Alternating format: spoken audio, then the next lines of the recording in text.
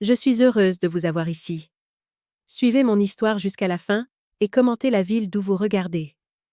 J'ai toujours cru que la véritable valeur d'un cadeau réside dans l'intention qui le sous-tend, et non dans l'étiquette de prix qui y est attachée. Je m'appelle Hélène Dubois et, à 62 ans, je pensais avoir compris la différence entre le prix et la valeur. Mais parfois, la vie a une façon de nous enseigner des leçons que nous pensions déjà connaître. Le jour du mariage de mon fils aurait dû être l'un des plus heureux de ma vie. Au lieu de cela, c'est devenu le jour où j'ai enfin vu la vérité que j'avais évitée pendant des années.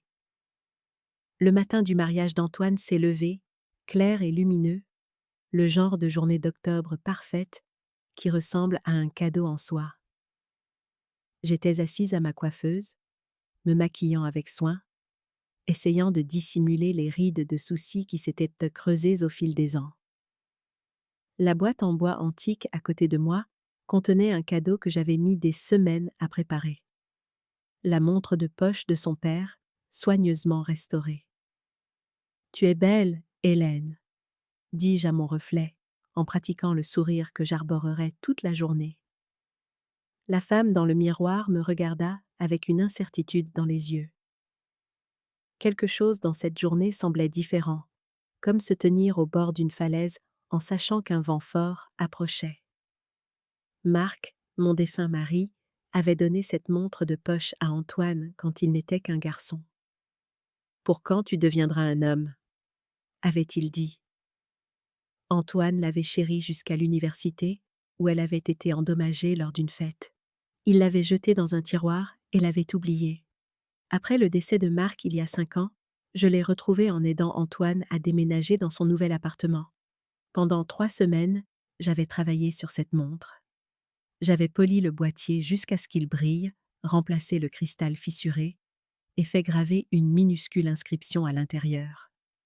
Pour les jours où tu te souviendras de moi. Je voulais qu'Antoine porte un morceau de son père avec lui, un rappel de qui nous étions avant que l'argent ne devienne la seule preuve d'amour.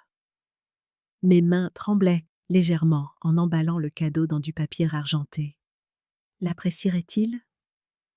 Antoine avait tellement changé depuis sa rencontre avec Mélissa. Il avait toujours été ambitieux, mais dernièrement, il semblait que rien n'était jamais assez. Ni son agence de publicité prospère, ni son appartement de luxe, ni même sa nouvelle épouse. La salle de bal de l'hôtel était décorée en crème et or, élégante mais ostentatoire. J'ai lissé ma simple robe bleue, me sentant soudainement sous-habillée parmi les tenues de créateurs qui m'entouraient. La famille de Mélissa n'avait reculé devant aucune dépense.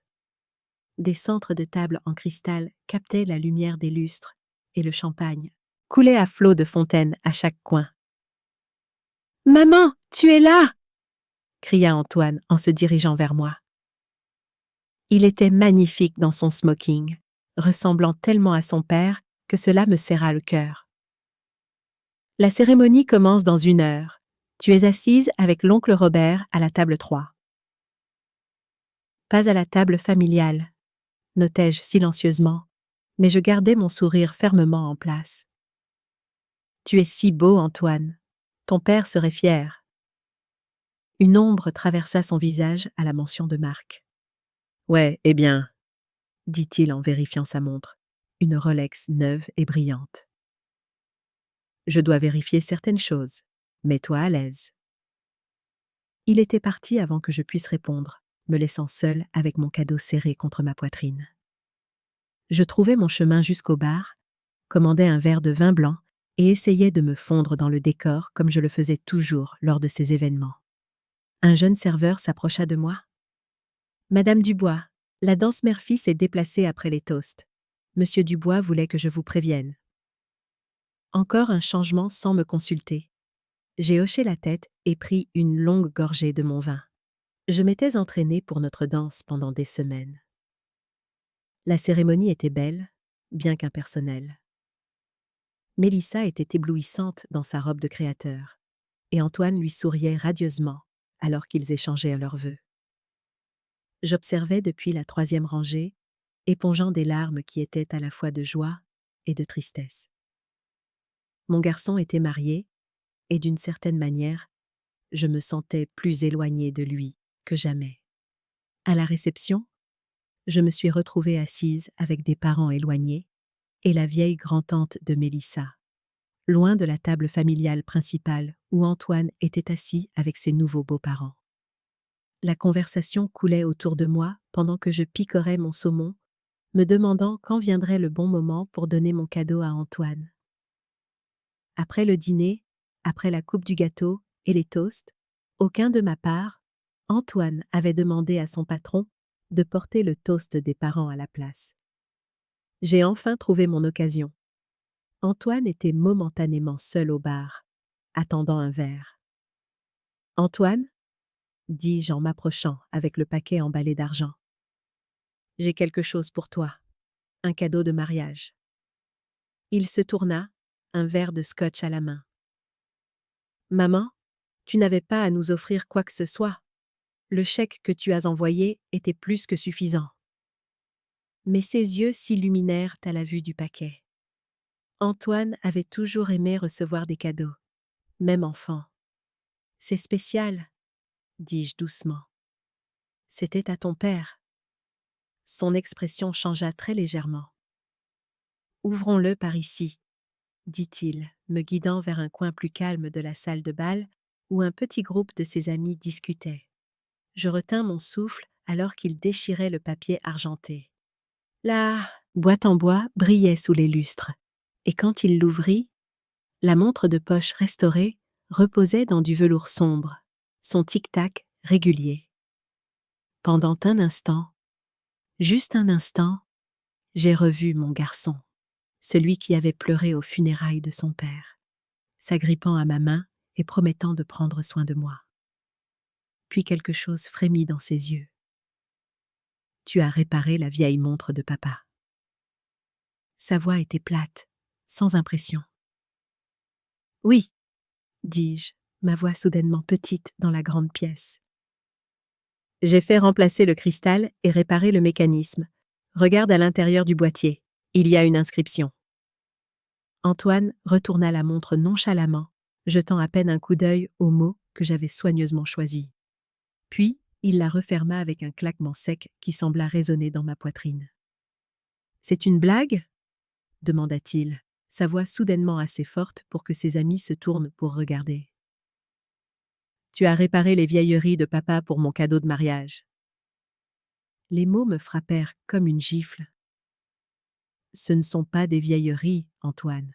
C'était important pour ton père et pour toi autrefois. » Mélissa apparut à ses côtés, une flûte de champagne à la main. « Que se passe-t-il, chérie ?» Antoine brandit la montre, se tournant vers sa nouvelle femme et ses amis avec un rire bref et cruel. « Le cadeau de mariage de maman. Elle a déterré la vieille montre de papa et s'attend à ce que je sois ravie. »« C'est... » commença Mélissa, l'air mal à l'aise, très attentionnée. « C'est de l'occasion, » dit Antoine, l'alcool rendant ses mots plus acérés. « On dirait un truc d'un prêteur sur gage. » Puis, souriant à ses amis, il ajouta d'une voix forte : « De la camelote, c'est ce que c'est. » La montre heurta ma poitrine avant que je ne voie son bras bouger.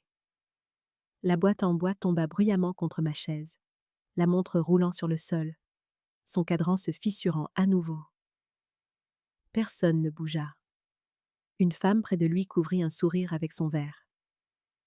Quelqu'un murmura : « Mec, c'est dur. » Mais personne ne s'avança. Je me penchai, les genoux raides, pour ramasser ce qui restait. Ma voix semblait petite, comme si elle avait vécu en moi trop longtemps. « Tu n'es pas obligé de la garder, » dis-je. Antoine se pencha en arrière, haussant les épaules. « Ne t'inquiète pas, je ne le ferai pas. » Quelque chose changea en moi alors.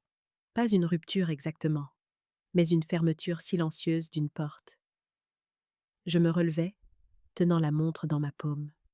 « Profite de tout ce que je t'ai donné, Antoine. dis-je en le regardant droit dans les yeux. Parce que bientôt, tout va s'arrêter. Il sourit d'un air moqueur, pensant que je parlais de la soirée, du gâteau, de l'attention. Peut-être que cela lui a facilité la tâche de se retourner et de s'éloigner. Dehors, l'air nocturne était chargé d'odeurs de rivière et de pin. Je marchais lentement jusqu'au parking, la montre cassée pressée contre ma poitrine, sentant son poids comme un cœur qui avait enfin cessé de battre. Au moment où j'atteignis ma voiture, je savais ce que je devais faire. Le matin, après le mariage, j'étais assise à la table de ma cuisine, avec la montre cassée à côté de ma tasse de café. Son cadran était à nouveau fissuré, exactement comme avant que je ne la répare. C'était peut-être approprié. Quand Antoine avait 15 ans, il avait pleuré la première fois qu'il avait vu cette montre après la mort de son père. Il s'était accroché à moi dans le couloir de l'hôpital, disant « Je prendrai soin de toi maintenant, maman. » Je l'avais cru. Je voulais le croire. Il a tenu cette promesse jusqu'à sa dernière année de lycée. Quand la première facture des frais de scolarité de l'université est arrivée, j'avais déjà pris un service supplémentaire à la bibliothèque, rangeant des livres jusqu'à ce que mon dos me fasse mal. « C'est juste un semestre, » me disais-je en payant ce que la bourse ne couvrait pas. Mais un semestre est devenu 4 ans. Puis, après l'université, il a voulu créer sa propre agence de publicité. Il est venu un dimanche, tout en charme et en confiance.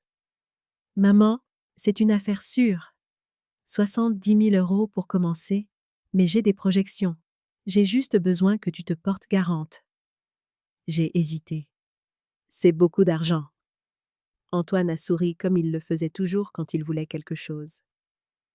Tu me fais confiance, n'est-ce pas? Alors, j'ai signé. Le directeur de la banque a dit que j'étais courageuse. Je n'étais pas courageuse. J'avais peur. Peur d'être vue comme la mère qui dit non. L'entreprise a bien démarré, et pendant un certain temps, il a payé à temps. Puis sont venues les excuses. Le client était en retard. Erreur de fournisseur. Le mois prochain, je te le jure. Chaque retard se répercutait sur le suivant, jusqu'à ce que je fasse les paiements minimums pour protéger ma cote de crédit. Quand son contrat de location de voiture a expiré, il n'a pas pu le renouveler sans mon nom. « Juste un an, » a-t-il dit. C'était il y a 4 ans. Maintenant, en regardant cette montre cassée, j'ai compris que je ne l'avais pas aidé. Je lui avais appris que l'amour signifiait sauvetage. Que peu importe la profondeur de sa chute, je serais toujours le seul qui le rattraperait. J'ai pris la montre et l'ai retournée dans ma paume. L'inscription était toujours là. Pour les jours où tu te souviendras de moi. Je me demandais si ces jours étaient déjà passés. Alors que le soir tombait, l'air dans la maison semblait lourd, comme s'il attendait que je parle. Je n'ai pas allumé les lumières. Je n'en avais pas besoin. Je savais déjà où tout se trouvait. Le tiroir des factures impayées, la pile de reçus, le dossier intitulé « Antoine ». J'ai ouvert mon ordinateur portable et me suis connectée à mon compte bancaire. Le tableau de bord brillait d'un bleu pâle dans l'obscurité. Ligne après ligne. Loyer de l'appartement, assurance maladie, paiement automatique par carte de crédit, chacun avec son nom attaché. J'ai cliqué sur le premier. Annuler le virement récurrent. Une fenêtre est apparue. Êtes-vous sûr? Oui, murmurai-je, bien que le système n'ait pas besoin de ma voix. Puis le deuxième, le troisième. Chaque clic ressemblait à un métronome lent dans le silence. Mon pouls le suivait, battement pour battement. La banque l'appelait rarement. Tout allait sur mon email. Il ne remarquait jamais parce qu'il tenait pour acquis que tout se faisait automatiquement. À mi-chemin, mon téléphone a vibré avec un message. « Salut maman.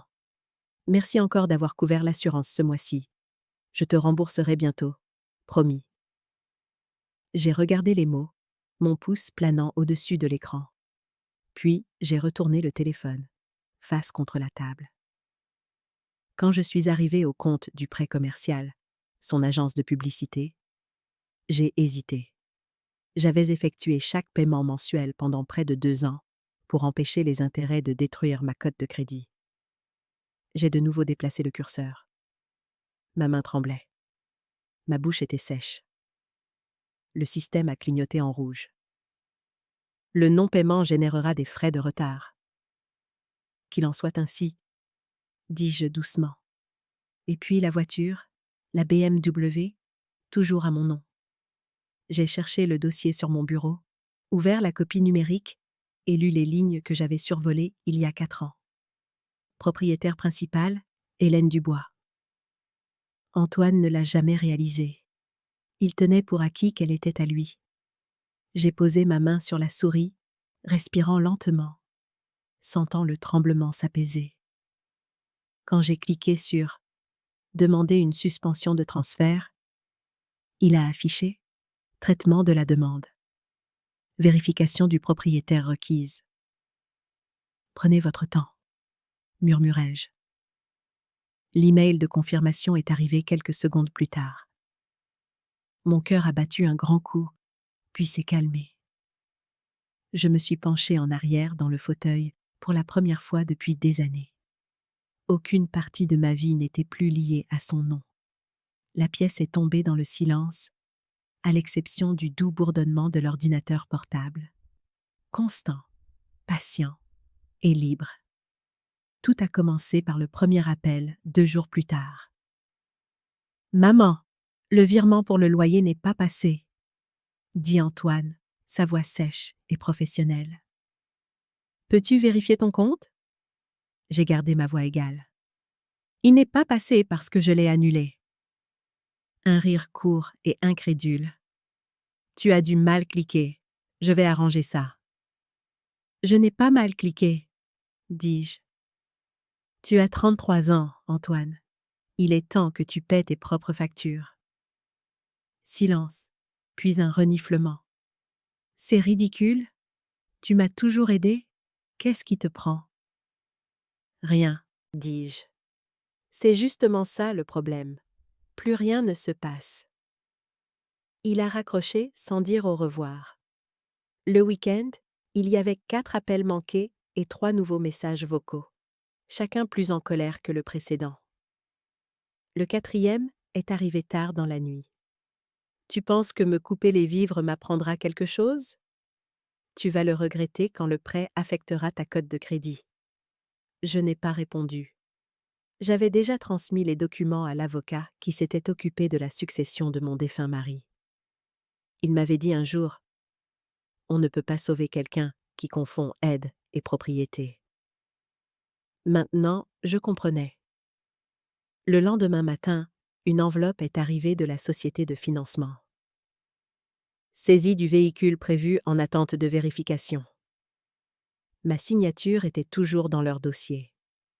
Cet après-midi-là, Antoine s'est présenté à ma porte. Je ne l'avais pas vu depuis le mariage. Il avait les yeux rouges, la voix tendue. « Tu as signalé la voiture ?» Je me suis écartée, mais il n'est pas entré. « Elle n'a jamais été à toi, » dis-je. « Elle était à mon nom. » Il a cligné des yeux comme si les mots n'avaient pas de sens. « Tu préfères me voir échouer plutôt que de m'aider. » Je l'ai regardé fixement. « Je t'ai déjà vu échouer avec de l'aide. » Pendant une seconde, le garçon d'avant est apparu, perdu, effrayé. Puis, son visage s'est durci. « Tu es incroyable. » Il s'est détourné. Les veines de son cou étaient tendues. « Tu le regretteras. » La porte a claqué si fort que les cadres des photos ont tremblé. J'ai attendu que l'écho s'estompe avant de tourner la clé dans la serrure. La maison semblait étrange, nue, exposée, mais plus légère. À travers la fenêtre, je l'ai regardé descendre le trottoir d'un pas rapide vers la voiture qu'il croyait toujours être la sienne. Le lendemain matin, elle aurait disparu. Et pour la première fois depuis des décennies, ma peur de lui aussi. Il était plus de minuit. La rue était calme, les voisins endormis. Au moment où quelqu'un aurait pu appeler la police, j'avais déjà composé le numéro. « Maman, ouvre la porte !» La voix d'Antoine était pâteuse, en colère. J'ai reculé dans le couloir et attrapé mon téléphone. « Antoine, rentre chez toi ?» dis-je à travers la porte. « Il est tard. » Les coups sont devenus des coups de poing. « Tu crois que tu peux m'effacer ? Tu m'as ruiné. » J'ai regardé à travers le Judas. Son visage était rouge, ses yeux flous, ses épaules voûtées, comme un homme soutenant un toit qui s'effondre. « Rentre chez toi !» répétai-je. Ma voix est sortie ferme. Cela m'a surprise. Il a de nouveau frappé la porte, la paume de la main contre le bois. « Tu as tout pris, mon entreprise, ma voiture, tout. »« Tu te l'es pris à toi-même, » dis-je doucement. Il a laissé échapper un rire sauvage et creux. « Tu parles toujours comme si tu étais une sainte. Tu es une lâche. Tu ne te bats jamais. » Il a donné un coup de poing dans la fenêtre latérale. Le fracas a résonné dans le couloir. J'ai tressailli et pressé le téléphone contre mon oreille. 17. Quelle est votre urgence ? Mon fils est devant ma maison, dis-je, ma voix calme, comme si je lisais un script que j'avais écrit des années auparavant. Il est ivre, il frappe à la porte. Est-il armé, madame ? Je ne sais pas. S'il vous plaît, restez à l'intérieur, madame. Des agents sont en route. La voix d'Antoine s'éleva de nouveau, rauque à force de crier. Tu es ma mère. Tu es censée m'aider. Je l'ai fait, dis-je à travers la porte. Il a donné un coup de pied dans la marche, puis de nouveau dans la porte. Je te déteste. Un moteur est passé dans la rue, puis un autre. La nuit semblait retenir son souffle.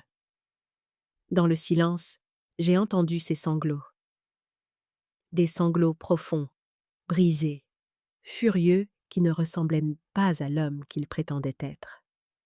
Des lumières bleues et rouges ont balayé la cour, filtrant à travers les stores. Antoine s'est retourné en titubant. « Monsieur, reculez !» a crié une voix. Il a hurlé quelque chose que je n'ai pas compris, et le son suivant a été le clic métallique des menottes. Je suis restée derrière le rideau, serrant le téléphone jusqu'à ce que les agents l'emmènent le long du chemin. Les gyrophares se sont estompés alors qu'il s'éloignait. Quand tout fut silencieux, je me suis affalée sur les escaliers. Mes mains tremblaient, mais pas de peur. Les larmes sont venues sans prévenir, chaudes et incessantes. Je ne pleurais pas pour Antoine, plus maintenant. Je pleurais pour les années que j'avais gaspillées, croyant que la gentillesse répare la cruauté, que l'argent achète la décence, que l'amour enseigne la gratitude. La maison est devenue silencieuse quand je me suis levée. Elle sentait le bois éclater, et l'écho de sa voix flottait encore entre les murs.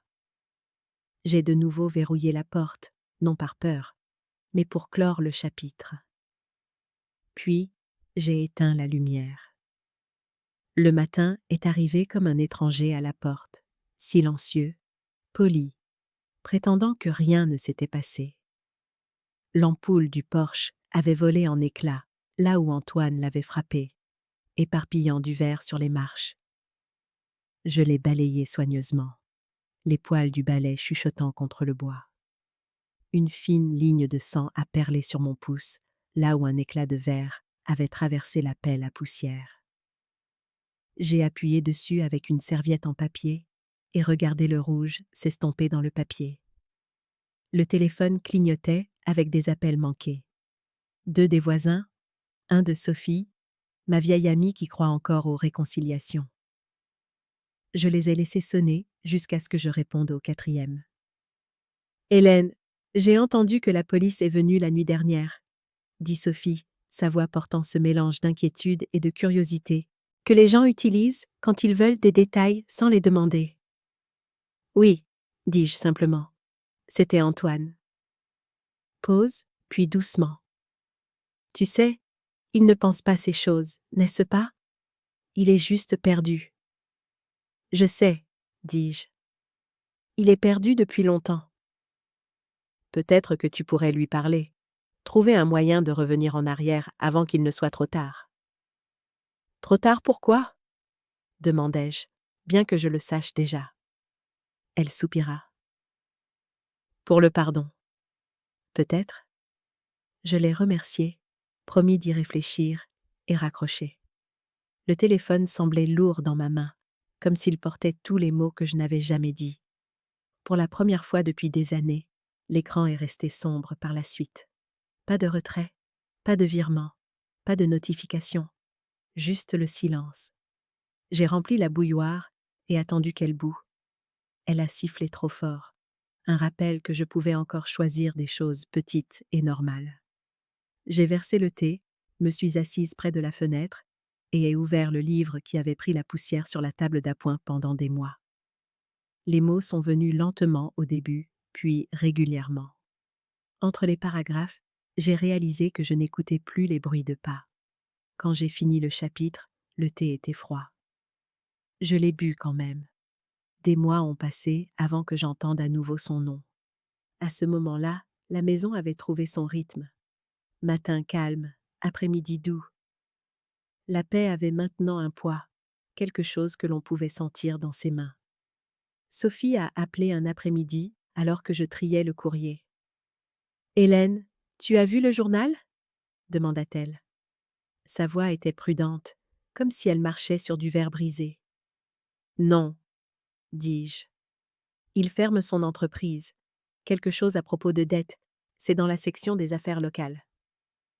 Je l'ai remercié et j'ai raccroché. L'enveloppe que je tenais semblait soudain plus lourde. Plus tard, j'ai ouvert le journal. C'était là, son nom en petits caractères officiels. Dubois Publicité SARL dissoute pour cause d'insolvabilité. Les mots semblaient plus propres que la réalité derrière eux. Je l'imaginais debout dans ce bureau vide, le même que je l'avais aidé à louer il y a 5 ans, entouré de chaises qu'il ne pouvait pas vendre et de promesses qu'il ne pouvait pas tenir. Des semaines ont passé et les histoires m'ont atteint par fragments.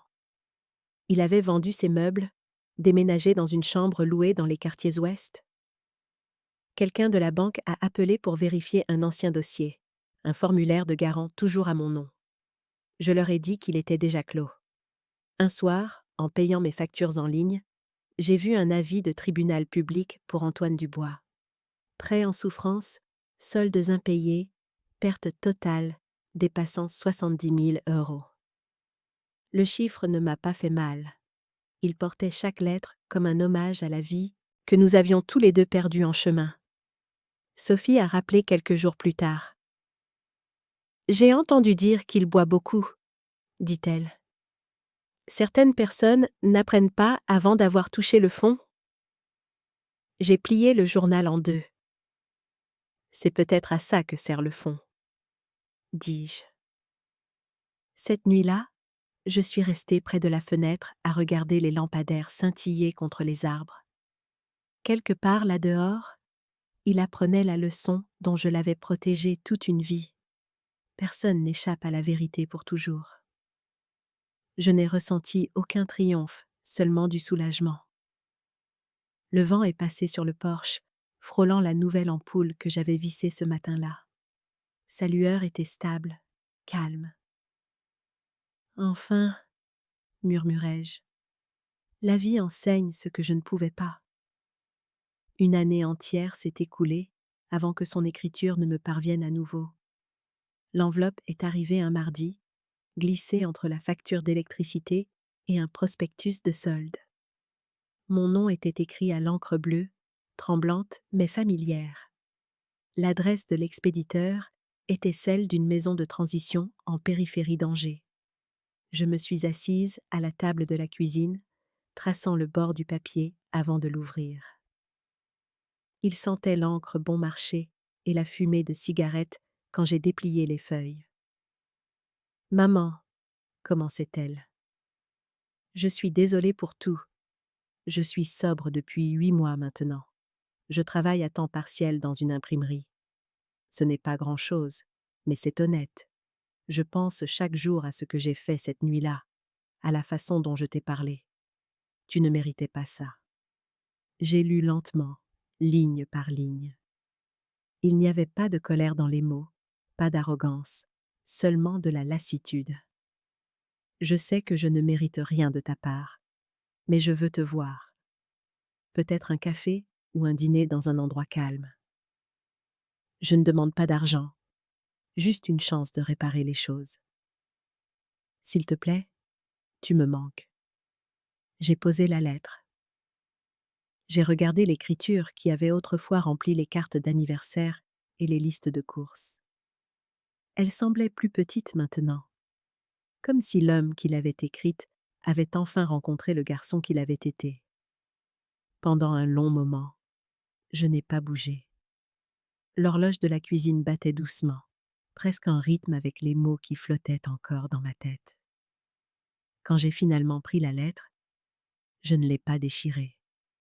Je l'ai pliée soigneusement et l'ai placée à côté de la montre de poche sur la table. La même que j'avais fait réparer il y a des mois, la fissure maintenant presque invisible. J'espère que tu as vraiment changé, Antoine, murmurai-je. Mais pas à mes dépens, pas encore. La lumière de l'après-midi glissa sur la table, attrapant le métal de la montre et le bord du papier. Ils brillèrent tous les deux faiblement avant que les ombres ne reviennent. Puis je me suis levée, je suis allée à la fenêtre et j'ai entrouvert le rideau. J'ai déménagé ce printemps-là, à quelques kilomètres au sud, près de Saint-Clément-sur-Loire, où l'air sent légèrement le sel et le pin. La maison était plus petite, plus simple, plus facile à entretenir. C'était comme vivre à l'intérieur d'une profonde respiration. Les déménageurs sont partis en milieu de journée, et alors que le soir tombait, je me suis assise sur les marches du porche, une boîte d'ampoules à côté de moi. J'en ai vissé une dans la vieille lanterne en laiton près de la porte, et j'ai actionné l'interrupteur. Elle a clignoté une fois, puis s'est stabilisée en une lueur chaude et tranquille contre le crépuscule bleu. Une semaine plus tard, ma nouvelle voisine est passée avec une tarte et un sourire curieux. « Vous laissez cette lumière allumée toutes les nuits ?» dit-elle. « Vous attendez de la compagnie ?» J'ai secoué la tête. « Non, ce n'est pas une lumière de bienvenue. » Elle a penché la tête. « Alors, c'est un rappel. »« Oui, » dis-je, que je suis enfin rentrée à la maison. Elle a hoché la tête lentement, comme si elle comprenait plus que ce que j'avais dit. Nous avons parlé un moment de la météo, des oiseaux de la rivière, du chant des grenouilles après la tombée de la nuit. Quand elle est partie, je suis restée près de la balustrade, regardant le reflet de la lumière dans la vitre de la porte. À l'intérieur, la montre de poche reposait sur la table de la cuisine. Son tic-tac doux remplissant la petite maison, comme un cœur qui n'avait plus besoin de s'emballer. J'ai préparé une tasse de thé, l'ai apportée sur le porche et me suis assise à nouveau. L'air nocturne était pur, sans hâte. Quelque part là-dehors, la vie continuait, bruyante et inachevée. Mais ici, elle était stable. La montre continuait de faire tic-tac, la lumière restait allumée, et pour la première fois de ma vie, rien ne manquait. Que feriez-vous si vous étiez à ma place? Avez-vous déjà vécu quelque chose de similaire? Commentez ci-dessous. Bienvenue à nouveau dans mon histoire. Merci pour tous vos merveilleux commentaires provenant de lieux du monde entier. Continuons là où nous nous sommes arrêtés. La première fois que j'ai revu Antoine après cette nuit, c'était 6 mois après mon déménagement dans ma nouvelle maison. Je ne l'avais pas prévu. Les rencontres fortuites suivent rarement nos scénarios soigneusement écrits. J'étais au centre commercial Grand Chêne, à la recherche de nouveaux rideaux pour la fenêtre de ma cuisine. La lumière de l'après-midi y était particulièrement forte, et je voulais quelque chose qui la filtrerait sans la bloquer complètement. De si petites décisions étaient devenues importantes pour moi, maintenant, ces petits choix qui façonnaient mon confort quotidien. Je comparais 2 échantillons de tissu quand j'ai entendu sa voix. Mon corps l'a reconnue avant mon esprit, se tendant instinctivement.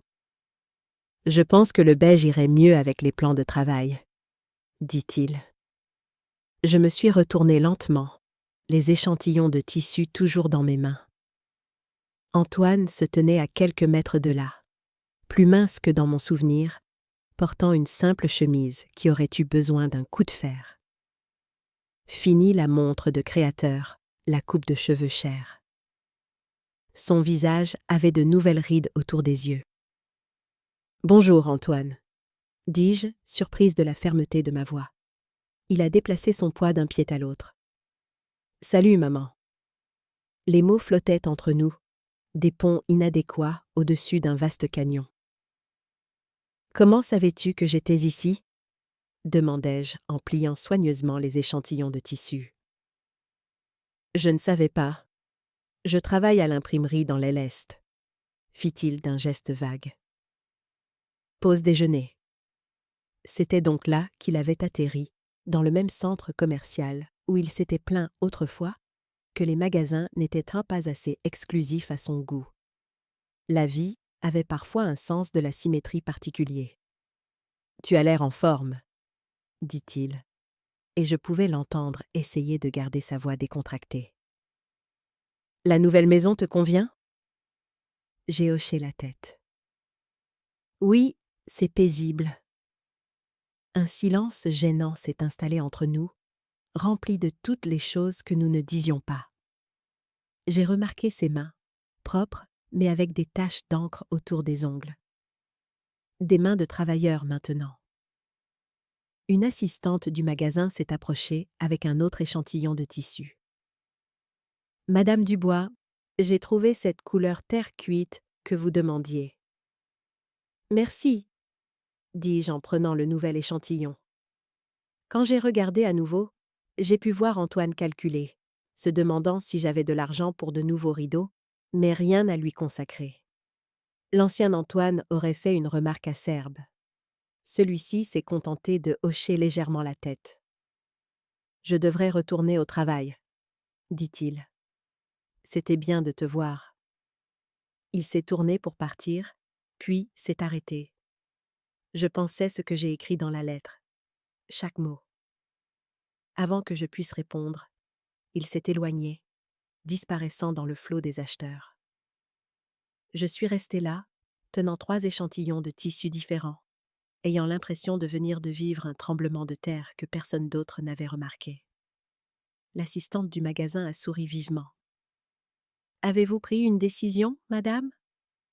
J'ai regardé les échantillons dans ma main. « Pas encore, » dis-je. J'ai besoin d'un peu plus de temps. La rencontre au centre commercial a perturbé la routine paisible que j'avais établie. Cette nuit-là, je me suis retrouvée dans la cuisine à 2 heures du matin à préparer du thé. Je n'en avais pas vraiment envie. Je pensais aux doigts tachés d'encre d'Antoine et à la manière prudente dont il avait parlé. Je m'étais préparée à la colère, à la manipulation, à la persuasion charmante qu'il avait toujours utilisée pour obtenir ce qu'il voulait. Je n'étais pas préparée à cette version sobre et changée de mon fils. « 8 mois sobres », avait-il écrit dans sa lettre. Cela ferait maintenant près d'1 an. Je me demandais à quoi avait ressemblé ce parcours pour lui, l'homme qui avait toujours utilisé le scotch de qualité comme accessoire social, qui s'était moqué des gens qui ne tenaient pas l'alcool. La bouilloire a sifflé et j'ai versé l'eau chaude sur le sachet de thé, regardant la couleur s'infiltrer et se répandre. Les transformations étaient rarement instantanées, pensais-je. Elles se produisaient progressivement, comme le thé changeant l'eau. Mon téléphone s'est allumé avec un message texte. C'était Sophie, qui avait développé la fâcheuse habitude de consulter Facebook à des heures indues. « Je viens de voir le post d'Antoine pour son jeton d'1 an de sobriété. Tu le savais ? » Je ne le savais pas. L'Antoine que je me souvenais n'aurait jamais reconnu publiquement une faiblesse, encore moins célébré le fait de l'avoir surmontée. Non, ai-je répondu par SMS. Nous nous sommes croisés aujourd'hui, mais il ne l'a pas mentionné. La réponse de Sophie a été immédiate. Peut-être qu'il voulait te le dire en personne. C'est important, Hélène. J'ai posé le téléphone et pris mon thé. Était-ce important? Ou était-ce juste Antoine faisant ce qu'il aurait dû faire depuis le début, prendre la responsabilité de sa vie? Mais même en le pensant, je savais que c'était injuste. Le rétablissement n'était pas facile, peu importe à quel point il était nécessaire. S'il était vraiment sobre depuis 1 an, cela représentait un engagement que je n'avais pas vu de sa part depuis des décennies. J'ai apporté mon thé sur le porche et me suis assise sur la nouvelle chaise en osier que j'avais achetée le mois dernier. La nuit était chaude, bourdonnant d'insectes et des bruits lointains de la rivière. La lumière de mon porche projetait un petit cercle d'or au-delà duquel le monde se dissolvait dans une douce obscurité. Il y a 1 an, j'étais assise dans mon ancienne cuisine, annulant des paiements automatiques, mes mains tremblant de peur et de résolution. J'avais coupé les liens financiers qui nous unissaient, m'attendant à de la colère et des accusations. Je les avais reçus, oui, mais aussi ceci. Un fils qui travaillait dans une imprimerie, qui portait son jeton de sobriété, qui disait « C'était bien de te voir » sans rien demander. Était-ce un vrai changement ou juste une autre performance? Antoine avait toujours été doué pour devenir ce que les gens avaient besoin qu'il soit, jusqu'à ce qu'il obtienne ce qu'il voulait.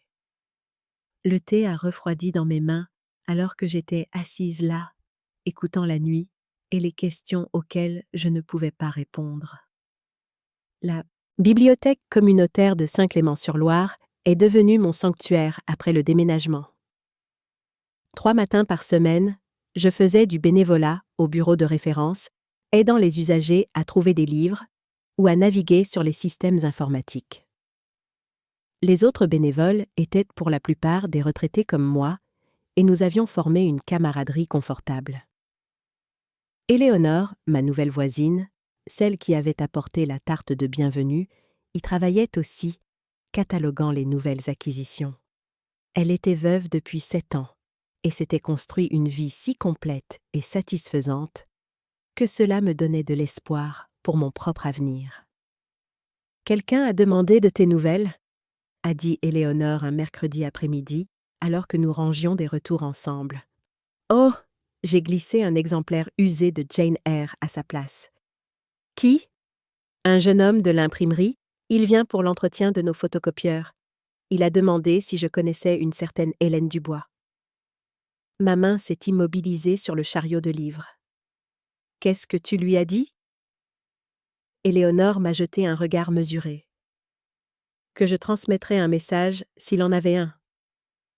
Il a dit de te dire qu'il a son évaluation semestrielle la semaine prochaine. Ça semblait important pour lui que tu le saches. 6 mois à l'imprimerie, 1 an de sobriété. Ces petites étapes qu'il n'avait jamais pris la peine de partager auparavant. C'est mon fils, dis-je, réalisant que je n'avais jamais parlé d'Antoine à Éléonore. Ah, a-t-elle hoché la tête, n'ajoutant aucun jugement à la syllabe. Je me disais bien qu'il y avait un lien. Il a tes yeux. Nous sommes en froid, dis-je, testant le mot. Il sonnait si formel, si définitif. Éléonore a rangé un autre livre avec une efficacité exercée. Les familles sont compliquées, dit-elle simplement. Ma fille ne m'a pas parlé pendant 3 ans après la mort de son père. Elle me reprochait de ne pas l'avoir forcée à aller chez le médecin plus tôt. Je ne savais pas cela d'Éléonore, qui semblait toujours si sereine, si sûre de sa place dans le monde. Que s'est-il passé? La vie s'est passée. Elle a eu son premier enfant, a réalisé que la parentalité n'est pas aussi simple qu'elle le pensait. M'a appelé de l'hôpital à 2 heures du matin en pleurant parce que le bébé n'arrêtait pas de crier. Éléonore a souri faiblement au souvenir. Maintenant, Nous dînons ensemble tous les dimanches. Non pas parce que tout est résolu, mais parce que nous avons décidé que la relation valait plus que la blessure. Nous avons travaillé en silence pendant un moment. Le seul son était le bruit sourd des livres trouvant leur place sur les étagères. J'ai pensé au message d'Antoine, ne demandant rien, partageant juste un petit bout de sa nouvelle vie. « Ton fils ?» a dit finalement Éléonore. « A-t-il fait quelque chose d'impardonnable ou juste de profondément décevant ?» La question m'a prise au dépourvu par sa franchise. « Les deux, ni l'un ni l'autre. Je ne sais plus, ai-je admis. Il m'a traité terriblement pendant des années, a profité de moi, mais maintenant il semble différent. » Éléonore a hoché la tête comme si cela confirmait quelque chose qu'elle soupçonnait déjà. « Le plus difficile dans le pardon, ce n'est pas d'absoudre l'autre personne, dit-elle. C'est de faire face à notre propre rôle dans ce qui n'a pas fonctionné. J'ai pensé aux années où j'avais permis à Antoine d'agir ainsi, aux chèques que j'avais signés, aux excuses que j'avais acceptées. Je n'ai pas fixé de limite appropriée, ai-je reconnu. Je lui ai appris que je le sortirais toujours d'affaire, quoi qu'il arrive. « Et maintenant ?» a demandé Éléonore. « Maintenant, j'ai des limites, mais je ne sais pas si je peux lui faire confiance, s'il a vraiment changé. » Elle a poussé le chariot vide vers le bureau de prêt. « La confiance se gagne par acompte, Hélène, et la tester comporte toujours un certain risque. » Le samedi suivant, je me suis retrouvée à passer en voiture devant Imprimerie de la Loire, la boutique où travaillait Antoine. Je n'avais pas prévu d'y aller.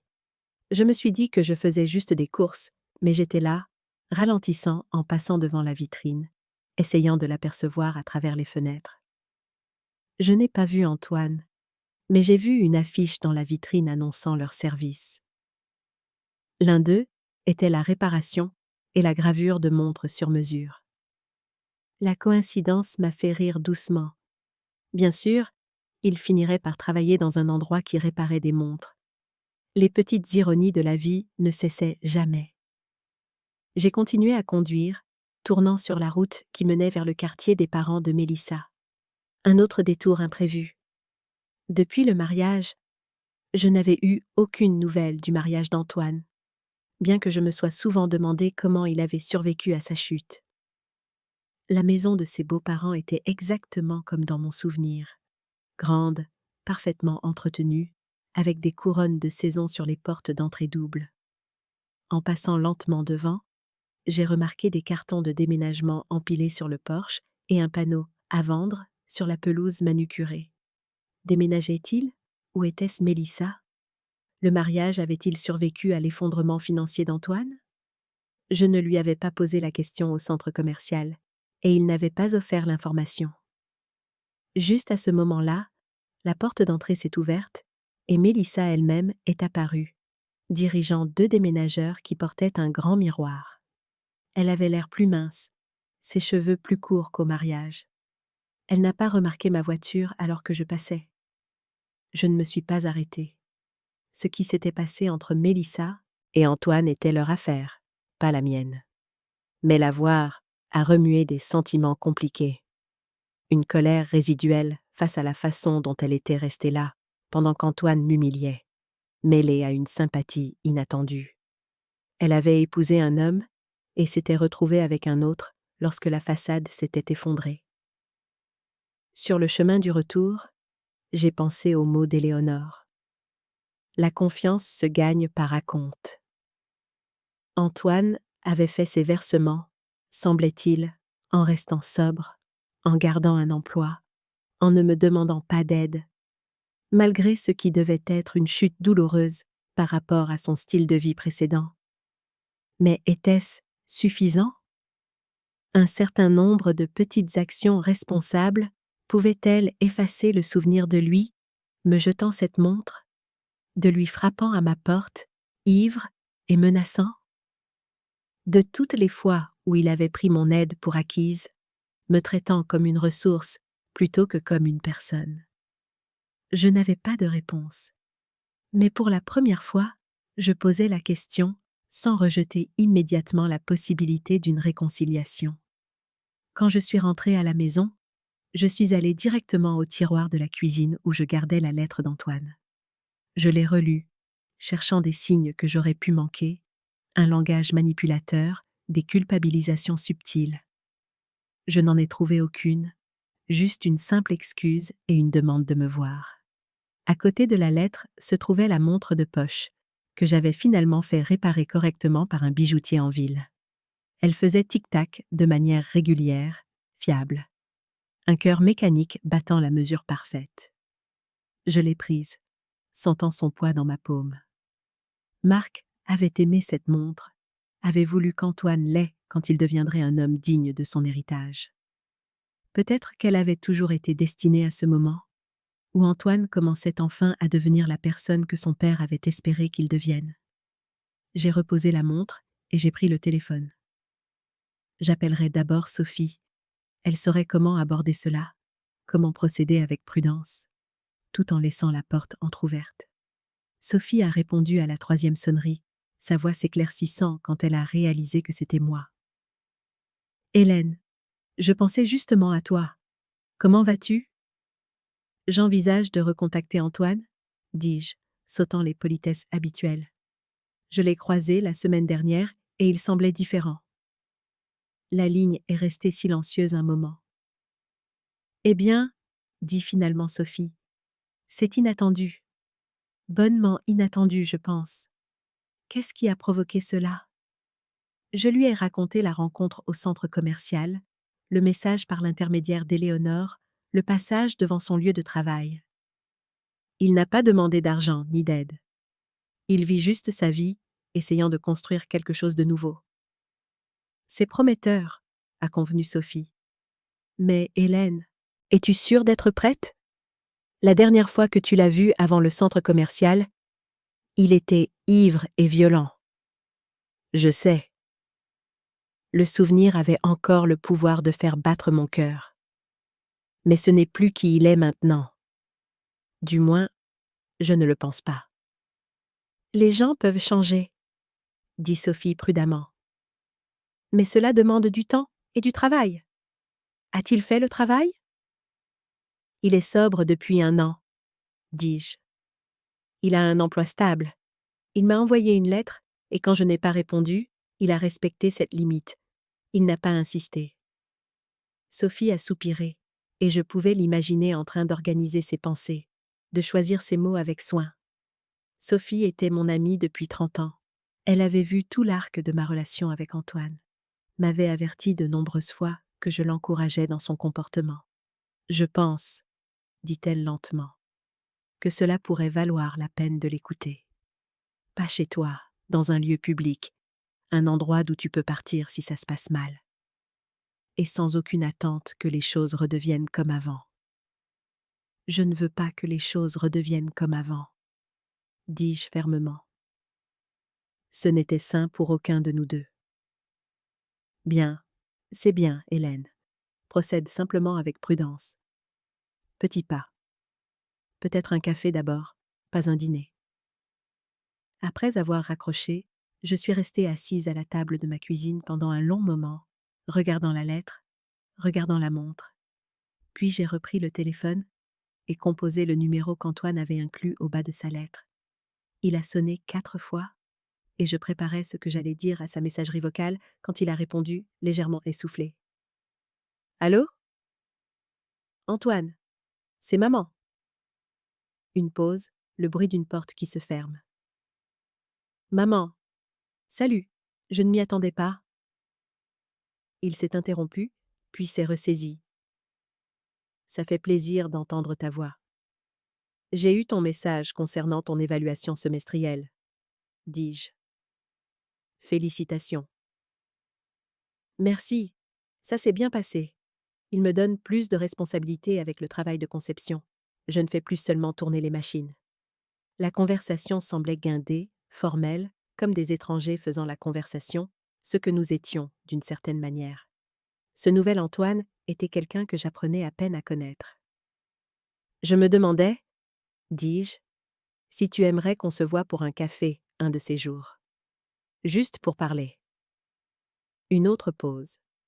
Je pouvais presque l'entendre traiter l'information, s'assurant qu'il comprenait correctement. J'aimerais beaucoup ça, dit-il finalement. Qu'en pensais-tu? Nous avons convenu de nous retrouver le samedi suivant, dans un café à mi-chemin entre ma maison et son appartement. Alors que nous nous disions au revoir, il a ajouté « Maman, merci d'avoir appelé. Je sais que tu n'étais pas obligée. » Après avoir raccroché, je suis restée très immobile, ayant l'impression de venir de quitter un chemin familier pour un territoire inconnu. Il y avait de l'excitation dans ce pas, oui, mais aussi de la peur. Et si tout cela n'était qu'une performance élaborée? Et si, au moment où je baissais ma garde, l'ancien Antoine revenait? Mais et s'il avait vraiment changé? Et si, en gardant mes distances, je nous privais tous les deux de la chance de guérir? Je ne le savais pas. Mais pour la première fois depuis très longtemps, j'étais prête à le découvrir. Le café était bondé quand je suis arrivée, rempli de la foule du samedi matin, de jeunes familles et de personnes travaillant sur leur ordinateur portable. J'ai choisi une table près de la fenêtre, commandé une tisane à la camomille et attendu, luttant contre l'envie de vérifier ma montre toutes les quelques minutes. Antoine est arrivé avec 5 minutes d'avance, balayant la pièce du regard jusqu'à ce qu'il me voie. Il avait l'air nerveux, une expression que j'associais rarement à mon fils confiant, parfois arrogant. Il portait une chemise propre et un pantalon kaki, ses cheveux soigneusement peignés, mais sans le style coûteux qu'il avait autrefois favorisé. « Salut !» dit-il, se tenant maladroitement près de la table. « Cette place est-elle correcte ?» Il désigna la chaise en face de moi. « Bien sûr, » dis-je, le regardant s'asseoir, notant avec quelle précaution il bougeait, comme s'il avait peur de perturber ce moment fragile. Une serveuse est apparue, et Antoine a commandé un café noir. « Sans sucre », a-t-il ajouté. Je me suis souvenu qu'il prenait autrefois son café avec 3 sucres et de la crème. Lorsque nous fûmes à nouveau seuls, il joignit les mains sur la table. « Merci d'avoir accepté de me rencontrer », dit-il formellement. « Cela signifie beaucoup. » J'ai hoché la tête, incertaine par où commencer. Toutes les questions que j'avais répétées semblaient trop directes, trop accusatrices pour ce nouvel espace fragile entre nous. Antoine m'a évité d'avoir à décider. « Je ne sais pas ce que tu as entendu, » dit-il. Mais j'ai fait quelques changements dans ma vie. J'ai suivi un programme de désintoxication de 98 jours l'année dernière. Je suis sobre depuis 13 mois maintenant. C'est louable, dis-je, et je le pensais. Ça n'a pas dû être facile. Un petit sourire triste traversa son visage. Plus facile que de continuer comme j'étais. J'ai tout perdu, maman. L'entreprise, la voiture, l'appartement. Il hésita, puis ajouta. Mélissa a demandé le divorce il y a 6 mois. Il a été finalisé le mois dernier. Voilà qui expliquait les cartons de déménagement chez ses beaux-parents. Je suis désolée, dis-je, bien que nous sachions tous les deux que ce n'était qu'une politesse sociale. Ne le sois pas, c'était inévitable. Il s'avère que lorsque vous épousez quelqu'un pour son potentiel de revenus et ses relations sociales, ils ne sont pas très intéressés à rester lorsque les deux disparaissent. Il a dit cela sans amertume, juste une acceptation lasse. La serveuse a apporté le café d'Antoine et il l'a remercié avec une chaleur qui m'a surprise. L'ancien Antoine traitait les employés de service comme s'ils étaient invisibles. « Comment t'en sors-tu financièrement ?» demandai-je, puis je me suis empressée d'ajouter « Je n'offre pas d'aide. Je veux juste comprendre où en sont les choses. » Il a hoché la tête, acceptant la limite. « Ça va. Pas génial, mais ça va.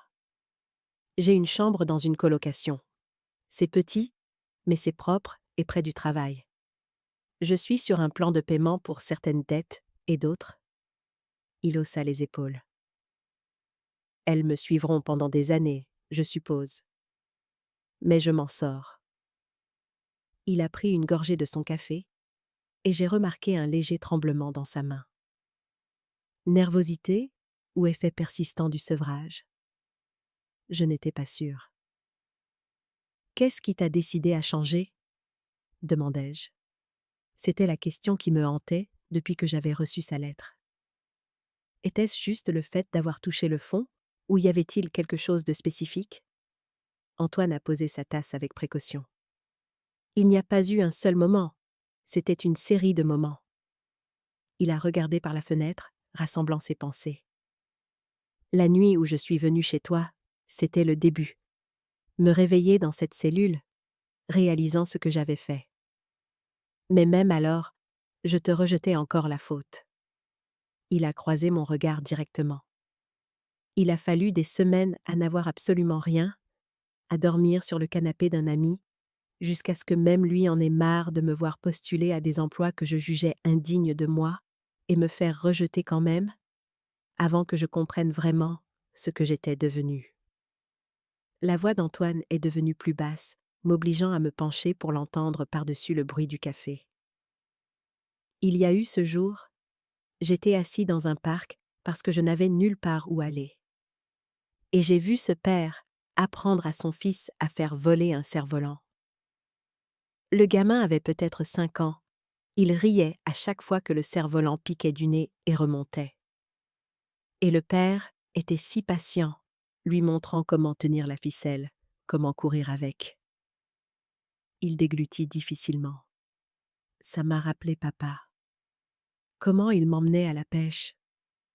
Tu te souviens comment il ne se fâchait jamais quand j'emmêlais la ligne ou que je faisais fuir les poissons? Et j'ai réalisé que je ne me souvenais pas de la dernière fois que j'avais rendu quelqu'un heureux comme ça. Tout ce que j'avais fait, c'était prendre, prendre et prendre. J'ai senti une oppression dans ma gorge. Marc avait été un père merveilleux, patient et gentil, d'une manière que je n'avais pas réussi à apprécier pleinement jusqu'à sa disparition. Entendre Antoine reconnaître cela, le voir valoriser ses qualités plutôt que le succès financier qu'il avait autrefois prisé par-dessus tout, m'a profondément émue. Après ça, j'ai trouvé une réunion des AA. Je suis juste entrée et je me suis assis. Je n'ai rien dit la première fois, j'ai juste écouté. Mais j'ai continué à y retourner, et lentement, les choses ont commencé à avoir un sens. Il a fouillé dans sa poche et en a sorti une petite pièce, la faisant glisser sur la table vers moi. C'était du bronze avec le symbole du cercle et du triangle des AA, et les mots 1-1 gravés sur le pourtour. Mon parrain m'a dit que je devrais la porter partout pour me souvenir du chemin parcouru et de la facilité avec laquelle je pourrais tout perdre à nouveau. J'ai pris la pièce, sentant son poids.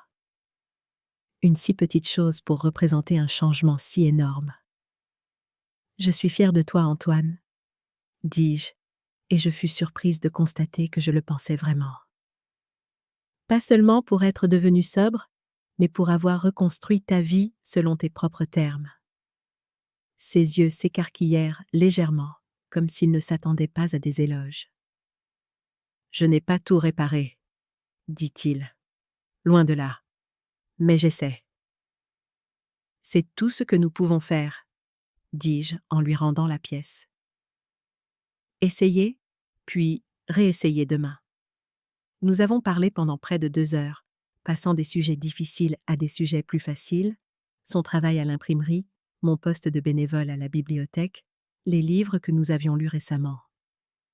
Ce n'était pas la conversation facile de vieux amis, mais ce n'était pas non plus le silence douloureux de membres de la famille brouillée. C'était quelque chose de nouveau, de timide, mais de sincère. Alors que nous nous préparions à partir, Antoine hésita, puis dit « J'aimerais te revoir, si ça ne te dérange pas. Peut-être dans quelques semaines, sans pression. » J'ai réfléchi. Cette rencontre s'était mieux déroulée que je n'osais l'espérer, mais je n'étais pas prête à me précipiter dans un contact régulier. Je pense que ce serait bien, dis-je. Pourquoi ne m'appellerais-tu pas dans 2 semaines et nous fixerons quelque chose? Un soulagement se peignit sur son visage. Merci pour aujourd'hui, pour avoir écouté, pour... Il fit un geste vague. Pour m'avoir donné une chance que je ne suis pas sûre de mériter. En le regardant s'éloigner, les épaules plus droites qu'à son arrivée, je me demandais si c'était vrai, s'il méritait une autre chance. Mais alors, qui étais-je pour décider de ce que quiconque méritait?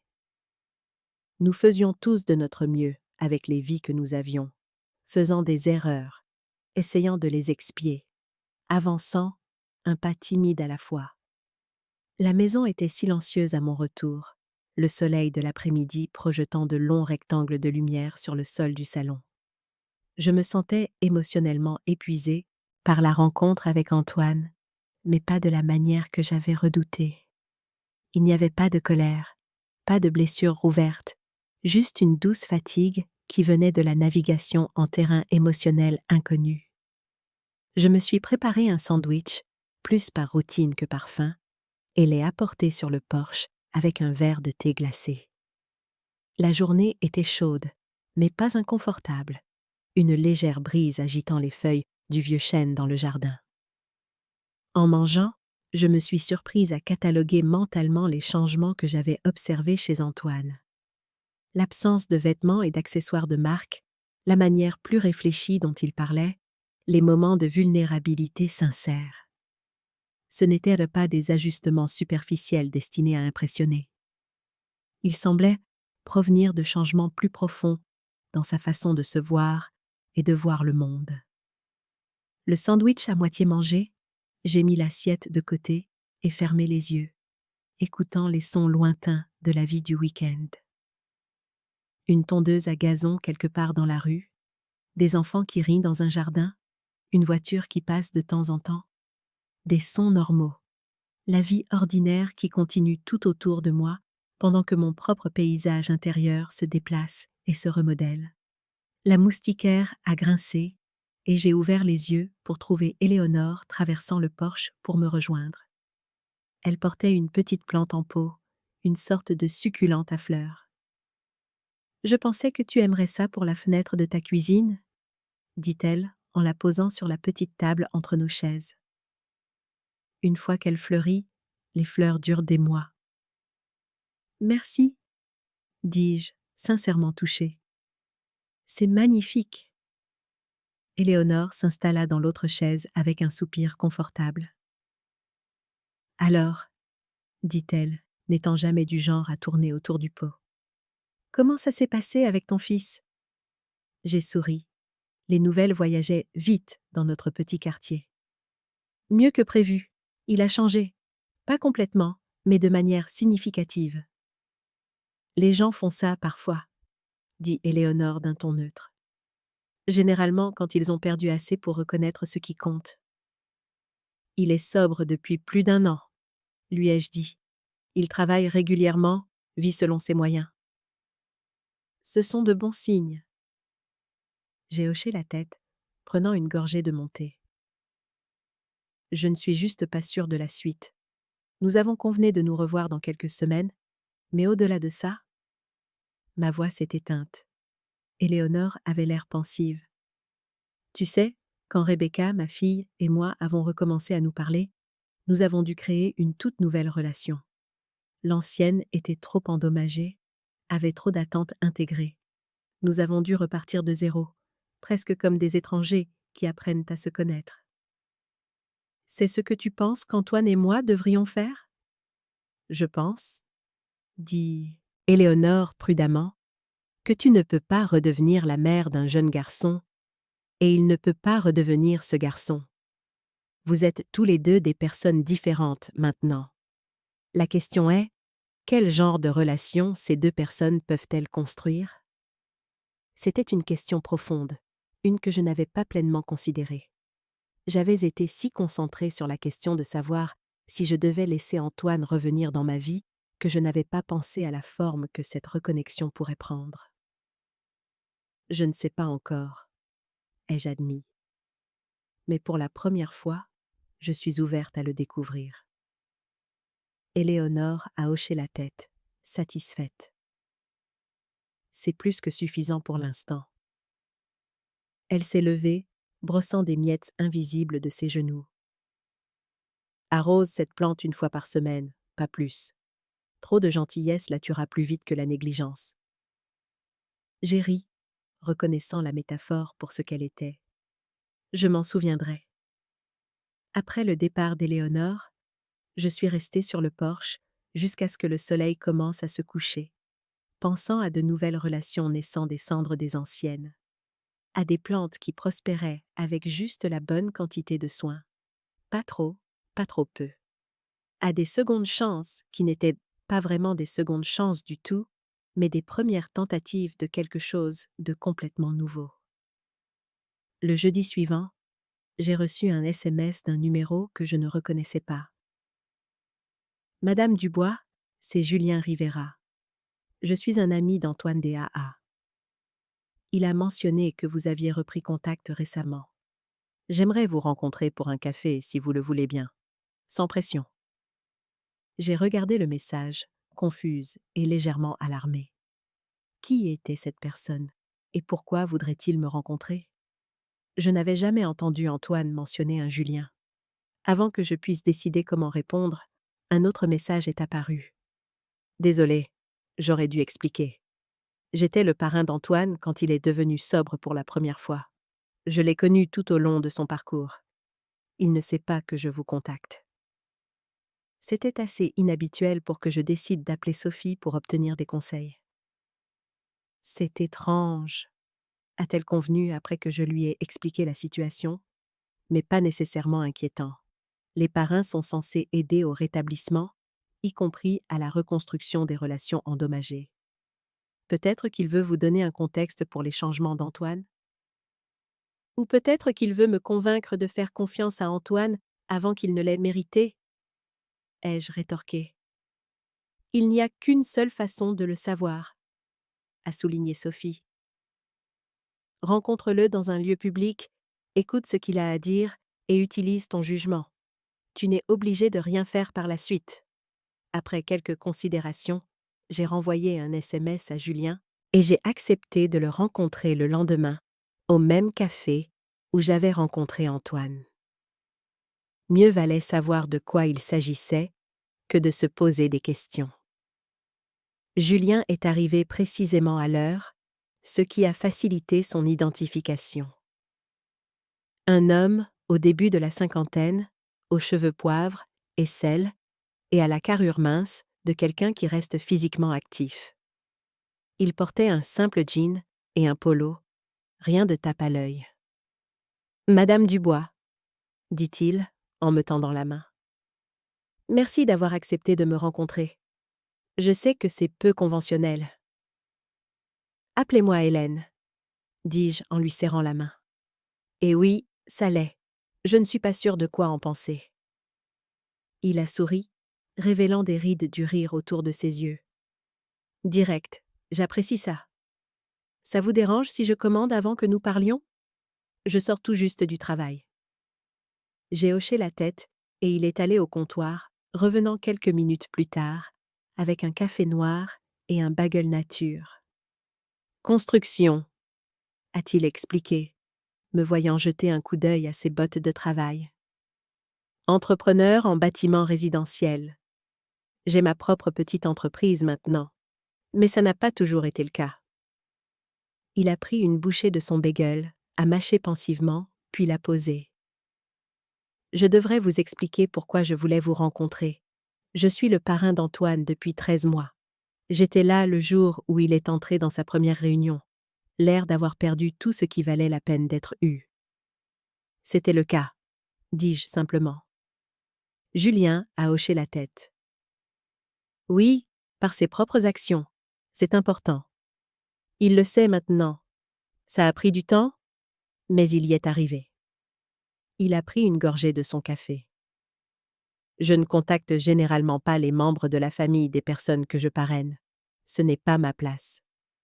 Mais le cas d'Antoine est spécial pour moi. » Pourquoi? ai-je demandé.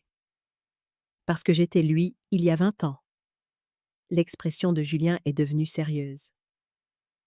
Entreprise prospère, belle femme, grande maison et un problème d'alcool qui a tout détruit. Les similitudes étaient frappantes. Quand il a partagé son histoire ce premier jour, c'était comme m'entendre moi-même. Je l'ai étudié, cet étranger qui prétendait comprendre mon fils mieux que moi. Qu'attendez-vous exactement de moi, monsieur Rivera? Julien, s'il vous plaît. Il a posé son café. Je n'attends rien de vous. Je veux quelque chose pour Antoine. Il a fait le travail, Hélène. Un vrai travail d'introspection difficile. Pas seulement devenir sobre, mais comprendre pourquoi il buvait en premier lieu. Les insécurités, le besoin d'impressionner, la peur de ne jamais être à la hauteur de la mémoire de son père. J'ai ressenti un choc de surprise. Antoine avait parlé de Marc, du sentiment d'inadéquation par rapport à lui. C'était une vulnérabilité que l'ancien Antoine n'aurait jamais admise. Il n'est pas la même personne qui s'est présentée ivre à votre porte, a poursuivi Julien. Ou celle qui vous a jeté cette montre à son mariage. Il est toujours Antoine. Il a toujours ses défauts, ses angles morts. Mais il se bat chaque jour pour être meilleur. Pourquoi me dites-vous cela? Demandai-je, bien que je commence à comprendre. Parce que vous comptez pour lui plus qu'il ne peut le dire. Et il est terrifié à l'idée de gâcher cette seconde chance avec vous. Julien s'est légèrement penché en avant. Il ne sait pas que je suis ici. Il serait probablement mortifié s'il le savait. Mais je l'ai vu se préparer pour votre rendez-vous au café, comme un adolescent allant au bal de fin d'année, changeant de chemise 3 fois, répétant ce qu'il allait dire. L'image était si en décalage avec l'Antoine sûr de lui que j'avais connu que j'ai presque ri. Presque. Le rétablissement n'est pas une ligne droite, a dit Julien.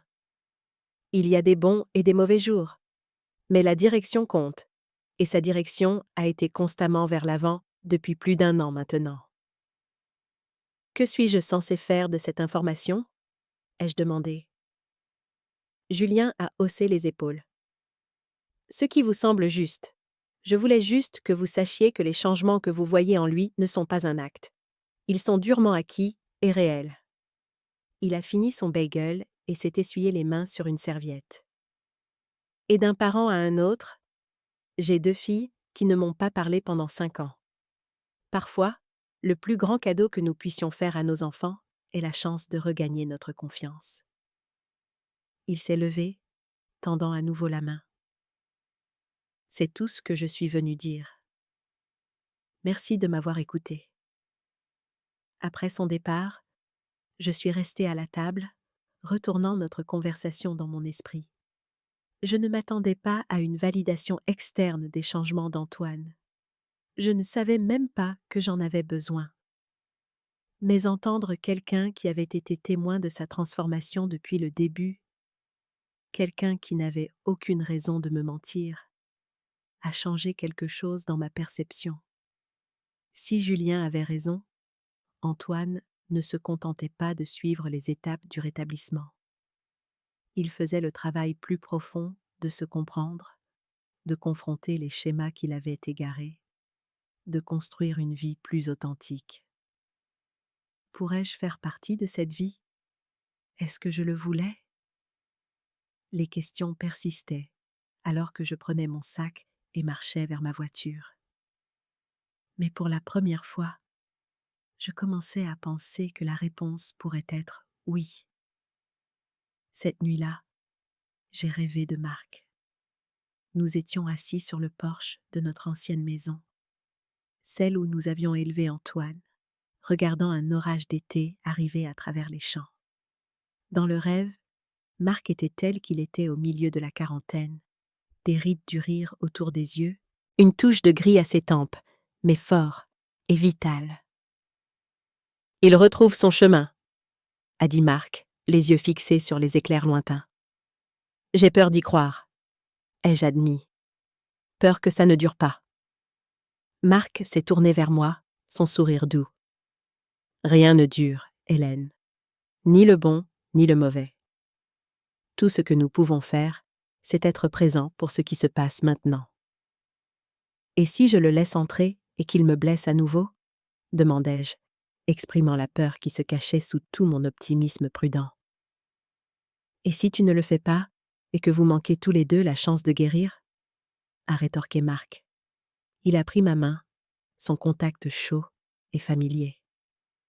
Tu as toujours été la courageuse, tu sais, même quand tu ne pensais pas être courageuse du tout. Je me suis réveillée avec des larmes sur les joues, le rêve si vif que pendant un instant, je m'attendais à trouver Marc à côté de moi.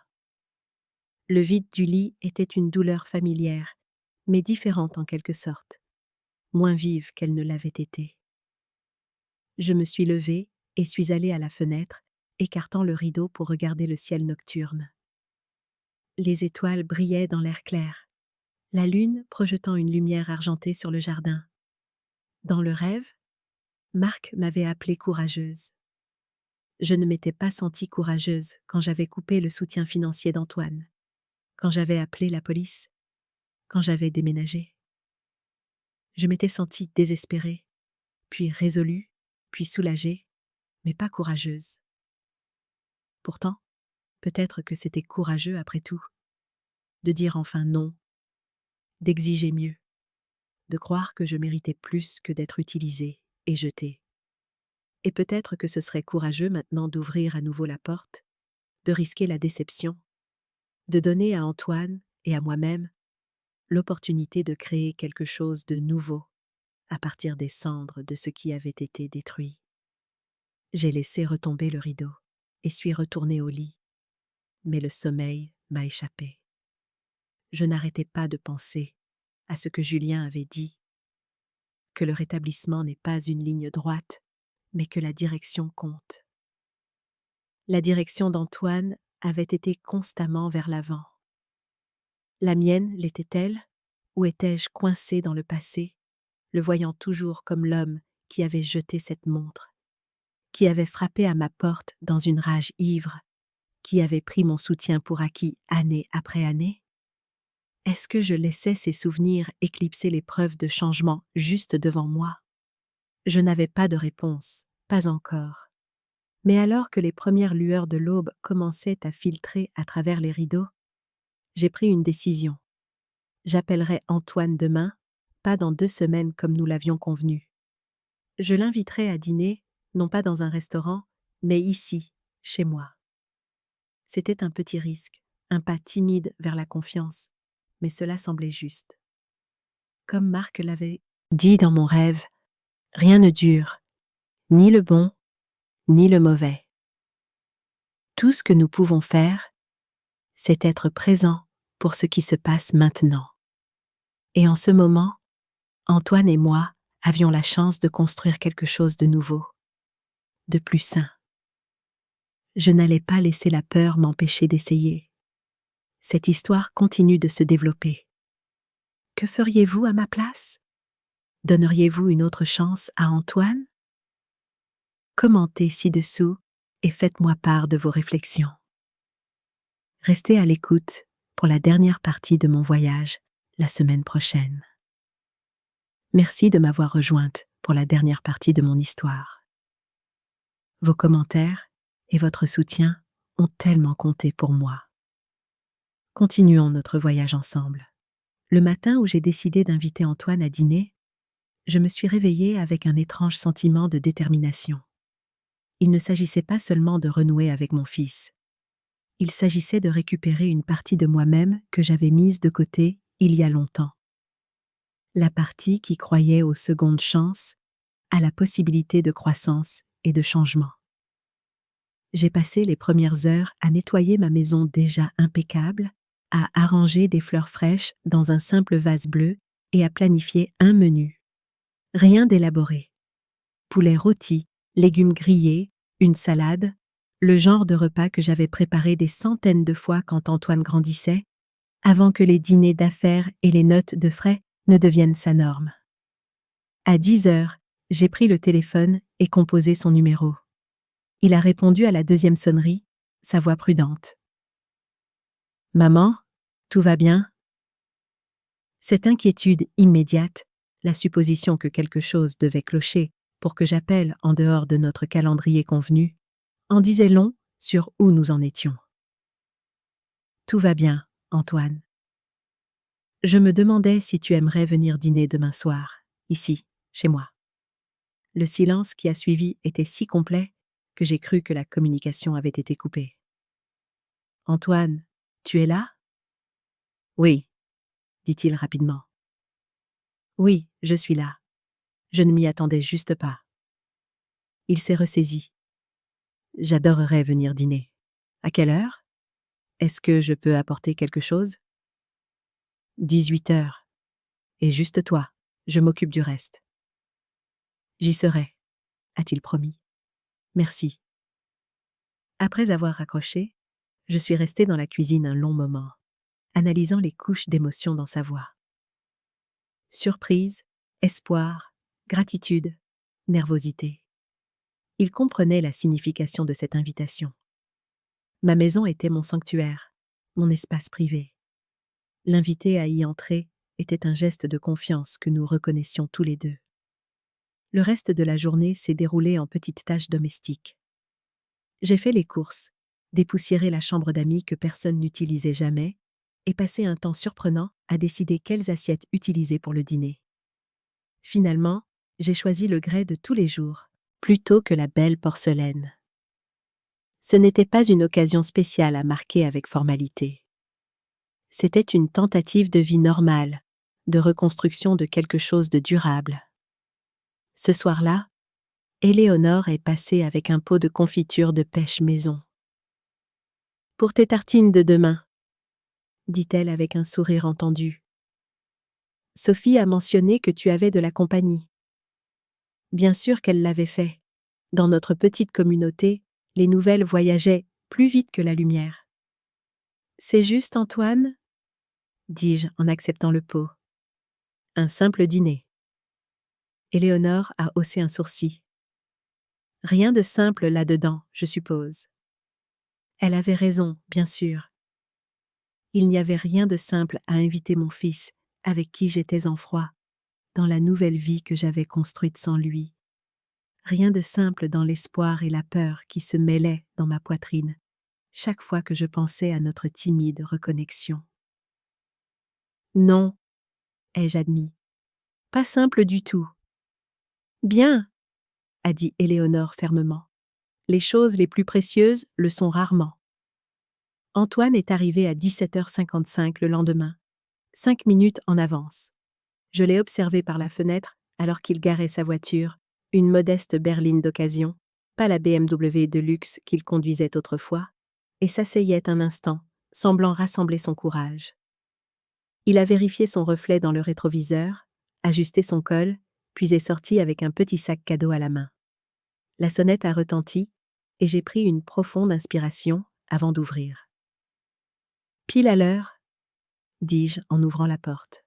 « Je ne voulais pas être en retard » dit-il, puis il ajouta avec une pointe d'humour autodérisoire, « ou trop en avance et paraître trop impatient. » Je me suis reculée pour le laisser entrer, remarquant avec quelle précaution il s'essuyait les pieds sur le paillasson. Comment ses yeux absorbaient les détails de ma maison, les meubles simples, les étagères de livres, les photographies sur le mur. Son regard s'est attardé sur une de lui et Marc à la pêche, quand Antoine avait environ 10 ans. C'était la seule photo de lui que j'exposais. « C'est joli ici, » dit-il en se tournant vers moi. « Ça te ressemble. » C'était un commentaire perspicace, qui reconnaissait que j'avais créé un espace qui reflétait qui j'étais vraiment, pas qui les autres attendaient que je sois. « Merci. » J'ai fait un geste vers la cuisine. « Le dîner est presque prêt. Voudrais-tu quelque chose à boire? J'ai de l'eau, du thé, de la limonade. » « De l'eau sera parfaite, » dit-il en me suivant. Dans la cuisine, il me tendit le sac cadeau. « Ce n'est pas grand-chose, juste quelque chose que je pensais que tu pourrais aimer. » À l'intérieur se trouvait un petit journal relié en cuir avec des pages en papier fait main. « C'est magnifique. » dis-je en passant mes doigts sur la couverture douce. J'ai remarqué que tu écrivais toujours dans des journaux quand j'étais enfant, dit-il. De petites observations, des citations que tu aimais. Je ne sais pas si tu le fais toujours, mais si, je le fais, dis-je, touché qu'il se souvienne de ce détail à mon sujet. Merci. Le poulet était cuit, et nous sommes tombés dans la routine familière de mettre la table, d'apporter la nourriture, de nous asseoir ensemble. La normalité de ces actions créait une étrange sensation de déjà-vu. Combien de milliers de dîners avions-nous partagés au fil des ans? Pourtant, celui-ci semblait chargé de signification, de toute l'histoire non dite entre nous. Nous avons mangé en tenant une conversation prudente sur des sujets neutres.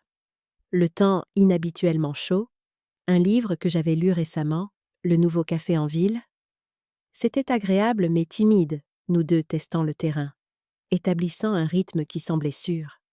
Alors que je débarrassais les assiettes et apportais le café et la confiture de pêche pour le dessert, Antoine est devenu silencieux, fixant sa tasse avec une intensité qui suggérait qu'il se préparait à dire quelque chose. « Qu'est-ce qu'il y a ?» demandai-je en étalant la confiture d'Éléonore sur une tranche de pain au levain grillé. Il leva les yeux, surpris. « C'est si évident que ça ? Seulement pour quelqu'un qui te connaît depuis ta naissance. » Une ombre de tristesse traversa son visage. Je ne suis pas sûre que quiconque m'ait vraiment connu. Pas depuis longtemps. Je ne laissais personne voir le vrai moi. Il prit une inspiration. Mais c'est en partie ce dont je voulais parler ce soir. Une partie de mes réparations. Réparation. La 9e étape du programme des AA. Je m'étais renseignée après ma rencontre avec Julien, voulant comprendre le parcours d'Antoine. Tu n'as pas besoin de... commençai-je, mais il secoua la tête. Si. Pas seulement pour le programme, mais pour moi, pour nous. Il posa son café. J'ai pensé à ce qui s'est passé au mariage, avec la montre de papa. Je sentis une oppression dans ma poitrine, le souvenir de ce moment toujours douloureux, malgré les mois qui avaient repassé. Je veux que tu saches que ce n'était pas à propos de la montre, ou de toi, continua Antoine. C'était à propos de moi, de ma terreur de ne pas être à la hauteur de papa, de ne pas être l'homme qu'il espérait que je devienne. Chaque fois que je regardais cette montre, je voyais toutes les manières dont je lui faisais défaut, dont je te faisais défaut. J'écoutais, étonné par ce niveau de conscience de soi, de la part du fils qui avait autrefois dévié toutes les critiques, qui n'avait jamais accepté la responsabilité de ses actes.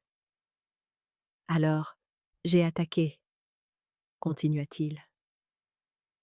J'ai fait comme si le cadeau était bon marché, comme si tu ne comprenais pas ce que je méritais, alors que la vérité était... Sa voix se brisa. La vérité, c'est que je savais que je ne le méritais pas, que je ne te méritais pas, et c'était plus facile de te repousser que d'y faire face. J'ai tendu la main sur la table et pris la sienne. Antoine, tu as toujours mérité l'amour. Même dans tes pires moments, cela n'a jamais changé. Il baissa les yeux sur nos mains jointes. Peut-être, mais je ne méritais pas ta confiance, ton soutien. Pas de la manière dont je les utilisais. Je ne pouvais pas le contredire. C'était vrai. Et maintenant ? Demandai-je doucement. Maintenant, j'essaie de devenir quelqu'un qui mérite ces choses.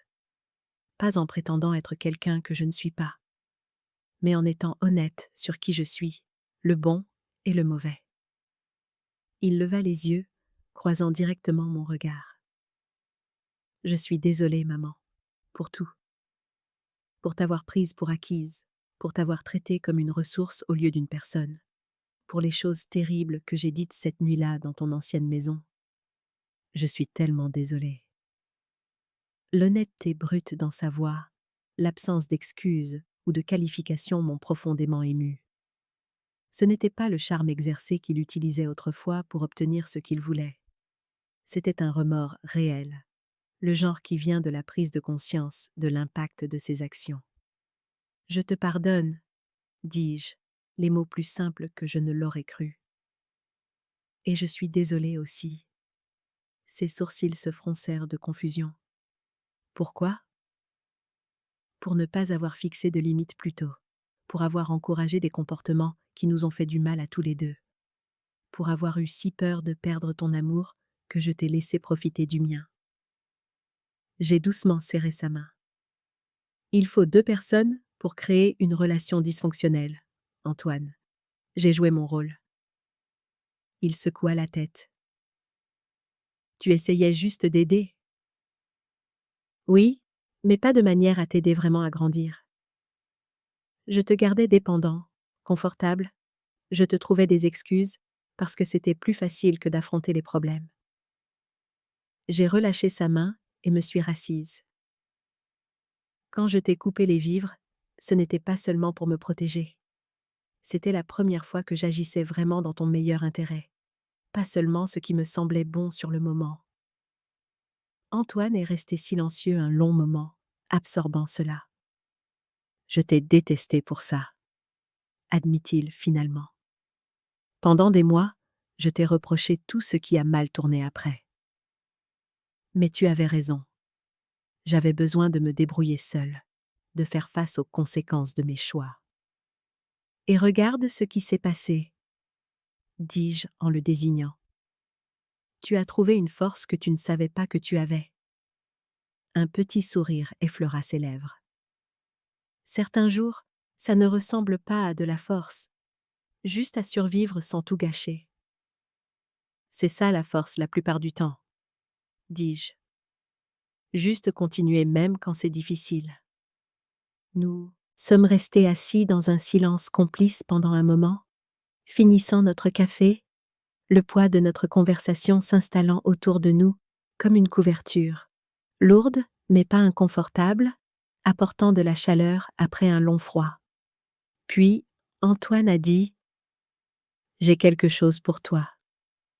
Quelque chose que j'attendais le bon moment pour te rendre. » Il a fouillé dans sa poche et en a sorti un petit objet enveloppé dans un mouchoir.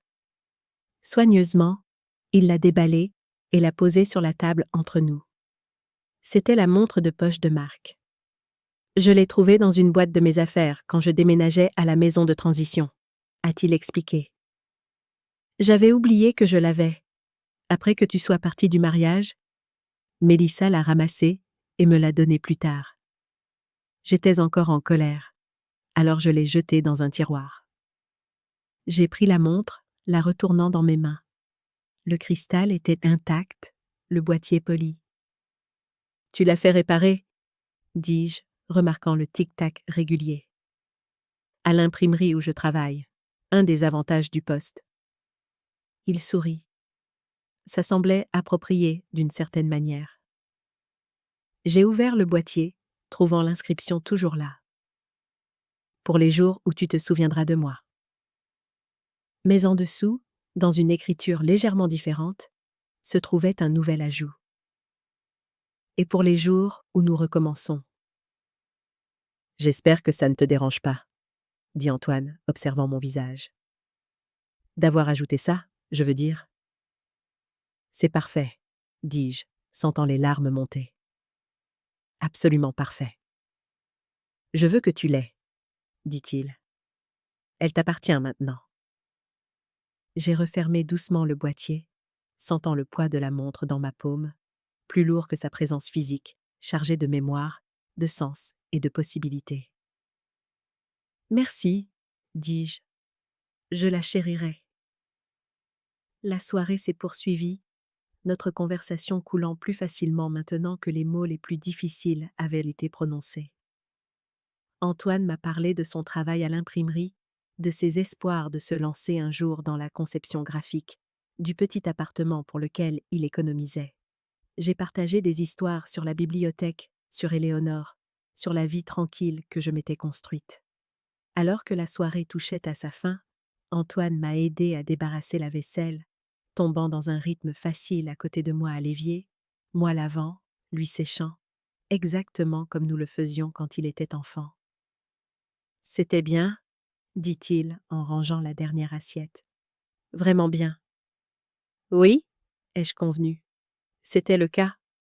Tu penses que... Il hésita. Tu penses qu'on pourrait le refaire un de ces jours? Peut-être en faire une habitude, une fois par semaine ou toutes les 2 semaines? La question ne contenait aucune pression, aucune attente, juste de l'espoir, timide et fragile. J'aimerais ça, dis-je. Que dirais-tu d'un dimanche sur 2? Le sourire qui s'est répandu sur son visage était comme un rayon de soleil perçant les nuages. Ce serait parfait. À la porte, il s'arrêta, semblant incertain s'il devait me prendre dans ses bras ou me serrer la main. J'ai pris la décision pour lui, m'avançant pour l'embrasser légèrement. « Bonne nuit, Antoine, » dis-je. « Conduis prudemment. »« Bonne nuit, maman, » répondit-il, le terme d'affection familier ne semblant plus forcé ou formel. « Merci pour ce soir, pour tout. » J'ai observé depuis le seuil de la porte alors qu'il marchait vers sa voiture, montait et s'éloignait, non pas avec l'accélération agressive de son ancien moi, mais de manière stable et responsable. Puis, j'ai fermé la porte et me suis appuyé contre elle, ressentant un étrange mélange d'épuisement et d'exaltation, comme si j'avais accompli un voyage difficile mais gratifiant. D'une certaine manière, c'était le cas. Les semaines qui ont suivi se sont installées dans un schéma agréable. Antoine venait dîner un dimanche sur 2, apportant parfois de petits cadeaux, des fleurs fraîches, un livre qu'il pensait que j'aimerais, une fois un pot d'herbes aromatiques pour le rebord de ma fenêtre de cuisine. Je me suis surprise à attendre ces visites avec impatience, à observer le déroulement progressif de notre nouvelle relation. 3 mois après notre premier dîner, Antoine a appelé un mercredi soir, rompant notre schéma habituel. « Maman ?» Sa voix semblait différente, excitée, nerveuse. « J'ai des nouvelles. J'ai eu une promotion au travail. Je vais diriger leur nouveau département de design. »« Antoine, c'est merveilleux, » dis-je, sincèrement heureuse pour lui. « Félicitations. » « Merci. C'est une petite chose comparée à là où j'étais avant, mais c'est un pas en avant sur un chemin que tu as construit toi-même. Cela le rend significatif. » Il est resté silencieux un moment, et je pouvais presque le voir absorber cette perspective, cette nouvelle façon de valoriser la réussite. « Tu as raison, » dit-il finalement. « Ça fait du bien. C'est mérité. C'est mérité. Je suis fière de toi. » Une autre pause, puis « Je me demandais si tu voudrais sortir pour fêter ça. » Rien de chic, juste un dîner dans ce nouvel endroit près de la rivière. « C'est moi qui invite ?» ajouta-t-il rapidement. « J'adorerais ça, » dis-je, notant la différence, la manière prudente dont il avait spécifié sa responsabilité financière, la modestie de la suggestion. L'ancien Antoine aurait proposé un restaurant extravagant, puis se serait attendu à ce que je paie l'addition. « Super, vendredi à 19h, je peux passer te prendre. » Nous avons confirmé les plans, et en raccrochant, j'ai ressenti une satisfaction tranquille qui n'avait rien à voir avec la promotion elle-même, et tout à voir avec la manière dont Antoine la gérait. Avec humilité, avec appréciation pour l'opportunité, avec le désir de partager sa joie plutôt que d'exhiber son succès. Vendredi soir est arrivé, frais et clair. La rivière était visible à travers les fenêtres du restaurant, alors que nous étions assis à une table avec vue. Antoine est arrivé dans une chemise et une cravate soigneusement repassée, ayant clairement fait un effort sur son apparence sans revenir aux marques de créateur de son passé. « Tu es élégant, » dis-je alors que nous nous installions. « Merci, c'est la première fois que je porte une cravate depuis plus d'1 an, » admit-il en l'ajustant légèrement. « Il faut s'y habituer à nouveau. » Le restaurant était de prix modéré, mais charmant, avec des fleurs fraîches sur les tables et un petit menu de plats de saison. J'ai remarqué qu'Antoine vérifiait discrètement les prix en parcourant les options. Un autre petit signe de sa nouvelle responsabilité financière. Après avoir commandé, il a sorti une fine enveloppe de la poche de sa veste et me l'a tendue. « Qu'est-ce que c'est » demandai-je, surprise. « Ouvre-la » dit-il, une pointe de nervosité dans son sourire. À l'intérieur se trouvait un chèque de 500 € à mon nom. « Antoine » commençai-je, ne sachant comment répondre. « C'est le premier versement » expliqua-t-il rapidement. « Je sais que je te dois bien plus, des dizaines de milliers probablement, mais c'est un début. Maintenant que j'ai cette promotion, j'ai établi un budget. Je peux t'envoyer quelque chose chaque mois sans compromettre mon loyer ou mes frais de subsistance. » J'étais touchée par le geste, mais j'ai secoué la tête. « Tu n'as pas besoin de faire ça. »« Si, j'en ai besoin. » insista-t-il. « Pas parce que tu le demandes, mais parce que j'ai besoin de réparer les choses. Ça fait partie de mon rétablissement, maman. Faire amende honorable, ce n'est pas seulement dire pardon, c'est essayer de réparer les dégâts si possible. » J'ai regardé le chèque, comprenant ce qu'il représentait pour lui. Pas seulement de l'argent, mais la responsabilité, l'imputabilité, une reconnaissance concrète de ses actions passées et un engagement envers un avenir différent. « D'accord, » dis-je prudemment en remettant le chèque dans l'enveloppe. « Merci, mais je veux que tu saches quelque chose. »« Quoi donc ?»« Je ne tiens pas les comptes, » dis-je doucement. « De ce que tu devais, de ce que tu as pris. C'est du passé. J'apprécie ton désir de faire amende honorable, mais s'il te plaît, ne pense pas que tu dois rembourser chaque euro avant que notre relation puisse avancer. Ce n'est pas comme ça que ça marche. » Il a hoché la tête lentement. « Je comprends, mais c'est important pour moi. Pas pour racheter ton amour ou ta confiance, mais parce que c'est la bonne chose à faire. »« Alors j'accepte, » dis-je en glissant l'enveloppe dans mon sac à main. Avec gratitude pour la pensée qui se cache derrière. La conversation est passée à des sujets plus légers. Ses nouvelles responsabilités au travail, un cours de photographie que je suivais au centre communautaire, une histoire drôle sur le petit-fils d'Éléonore en visite pour le week-end. C'était naturel, confortable, d'une manière que nos interactions n'avaient pas été depuis de nombreuses années.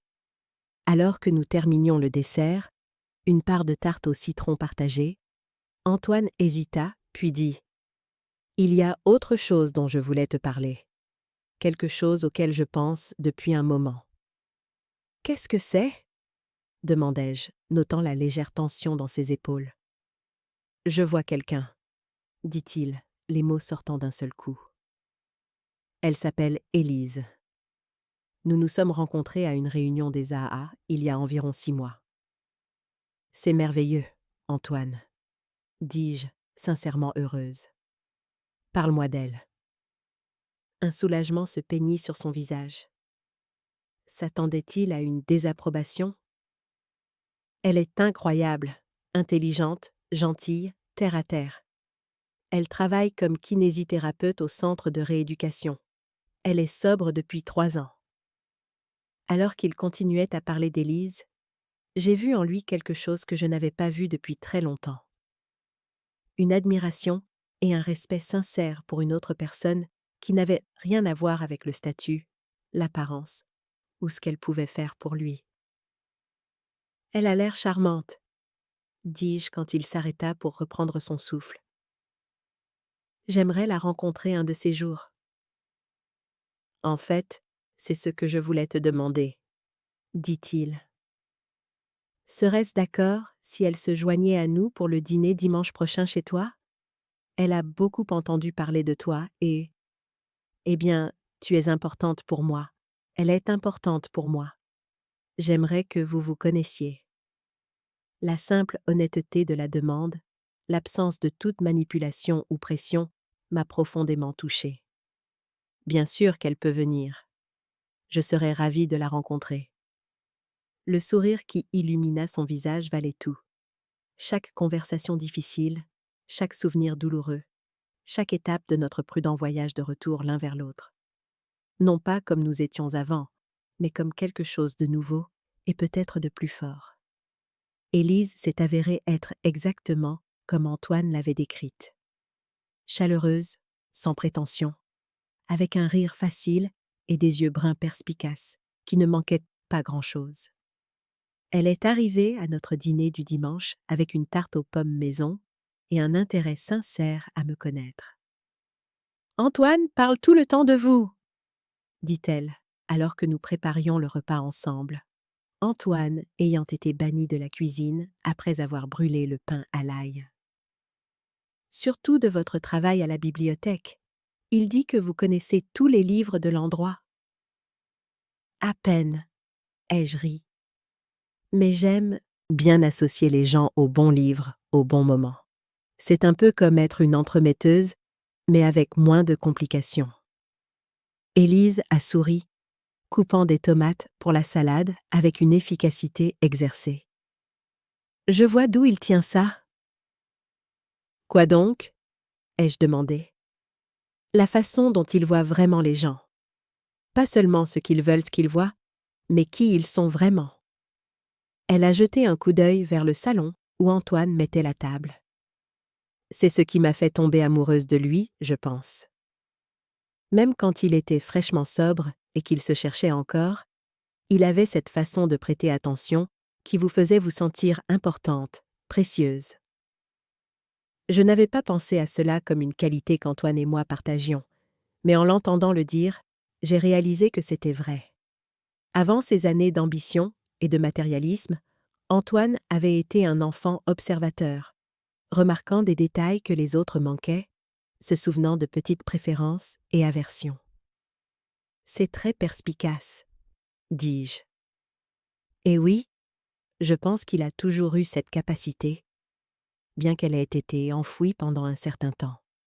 « Pas enfouie, » a corrigé doucement Élise. « Juste dirigée vers les mauvaises choses. Les symboles de statut au lieu des gens. Mais elle a toujours été là, attendant d'être utilisée correctement. » Au fur et à mesure que le dîner avançait, je me suis retrouvée de plus en plus impressionnée. Non seulement par Élise elle-même, mais par la relation qu'elle et Antoine avaient reconstruite. Ils s'écoutaient, étaient en désaccord avec respect lorsque leurs opinions différaient, partageaient des blagues privées, sans m'exclure de la conversation. Ce n'était pas l'attachement superficiel qu'Antoine avait eu avec Mélissa, basé sur l'ambition mutuelle et l'ascension sociale. C'était un partenariat d'ego, fondé sur des valeurs partagées et une attention sincère. Après qu'Élise se soit excusée pour prendre un appel de sa sœur, j'ai aidé Antoine à débarrasser la vaisselle, ressentant un contentement chaleureux qui était devenu de plus en plus familier lors de nos rassemblements du dimanche. « Elle est merveilleuse, » dis-je doucement. « Vous semblez très heureux ensemble. » Le sourire d'Antoine était doux, privé. « Nous le sommes. C'est différent de tout ce que j'ai connu auparavant. Plus sain. » Il a empilé les assiettes soigneusement dans l'évier. « Elle me donne envie d'être meilleure, pas pour la frime, mais pour de vrai. Et elle me voit, le vrai moi, avec mes défauts et tout. Et elle reste quand même. C'est ce que l'amour est censé être, dis-je. Pas parfait, mais honnête. » Il a hoché la tête, puis a hésité, semblant peser ses prochains mots. « Je pense à lui demander de m'épouser, » dit-il finalement. « Pas tout de suite. Nous voulons tous les deux attendre que je sois sobre depuis au moins 2 ans, pour être sûr que c'est solide. Mais à terme, c'est très sage, dis-je. Et le moment venu, je crois qu'elle dira oui. Tu crois ? La pointe d'insécurité dans sa voix me rappela que sous les progrès et la croissance, il y avait encore un cœur blessé en guérison. Oui, n'importe qui peut voir à quel point elle tient à toi. pas à la version de toi que tu essaies d'être, mais à la personne que tu es réellement. Antoine a absorbé cela, un lent sourire se propageant sur son visage. Merci, maman. Ça signifie beaucoup. Élise est revenue, s'excusant pour l'interruption, et la soirée s'est poursuivie avec du café et sa délicieuse tarte. En les regardant ensemble, la manière douce dont il touchait sa main, l'inclinaison attentive de sa tête quand il parlait, j'ai ressenti une profonde gratitude pour ce cadeau inattendu. Voir mon fils vraiment aimé, aimant vraiment en retour.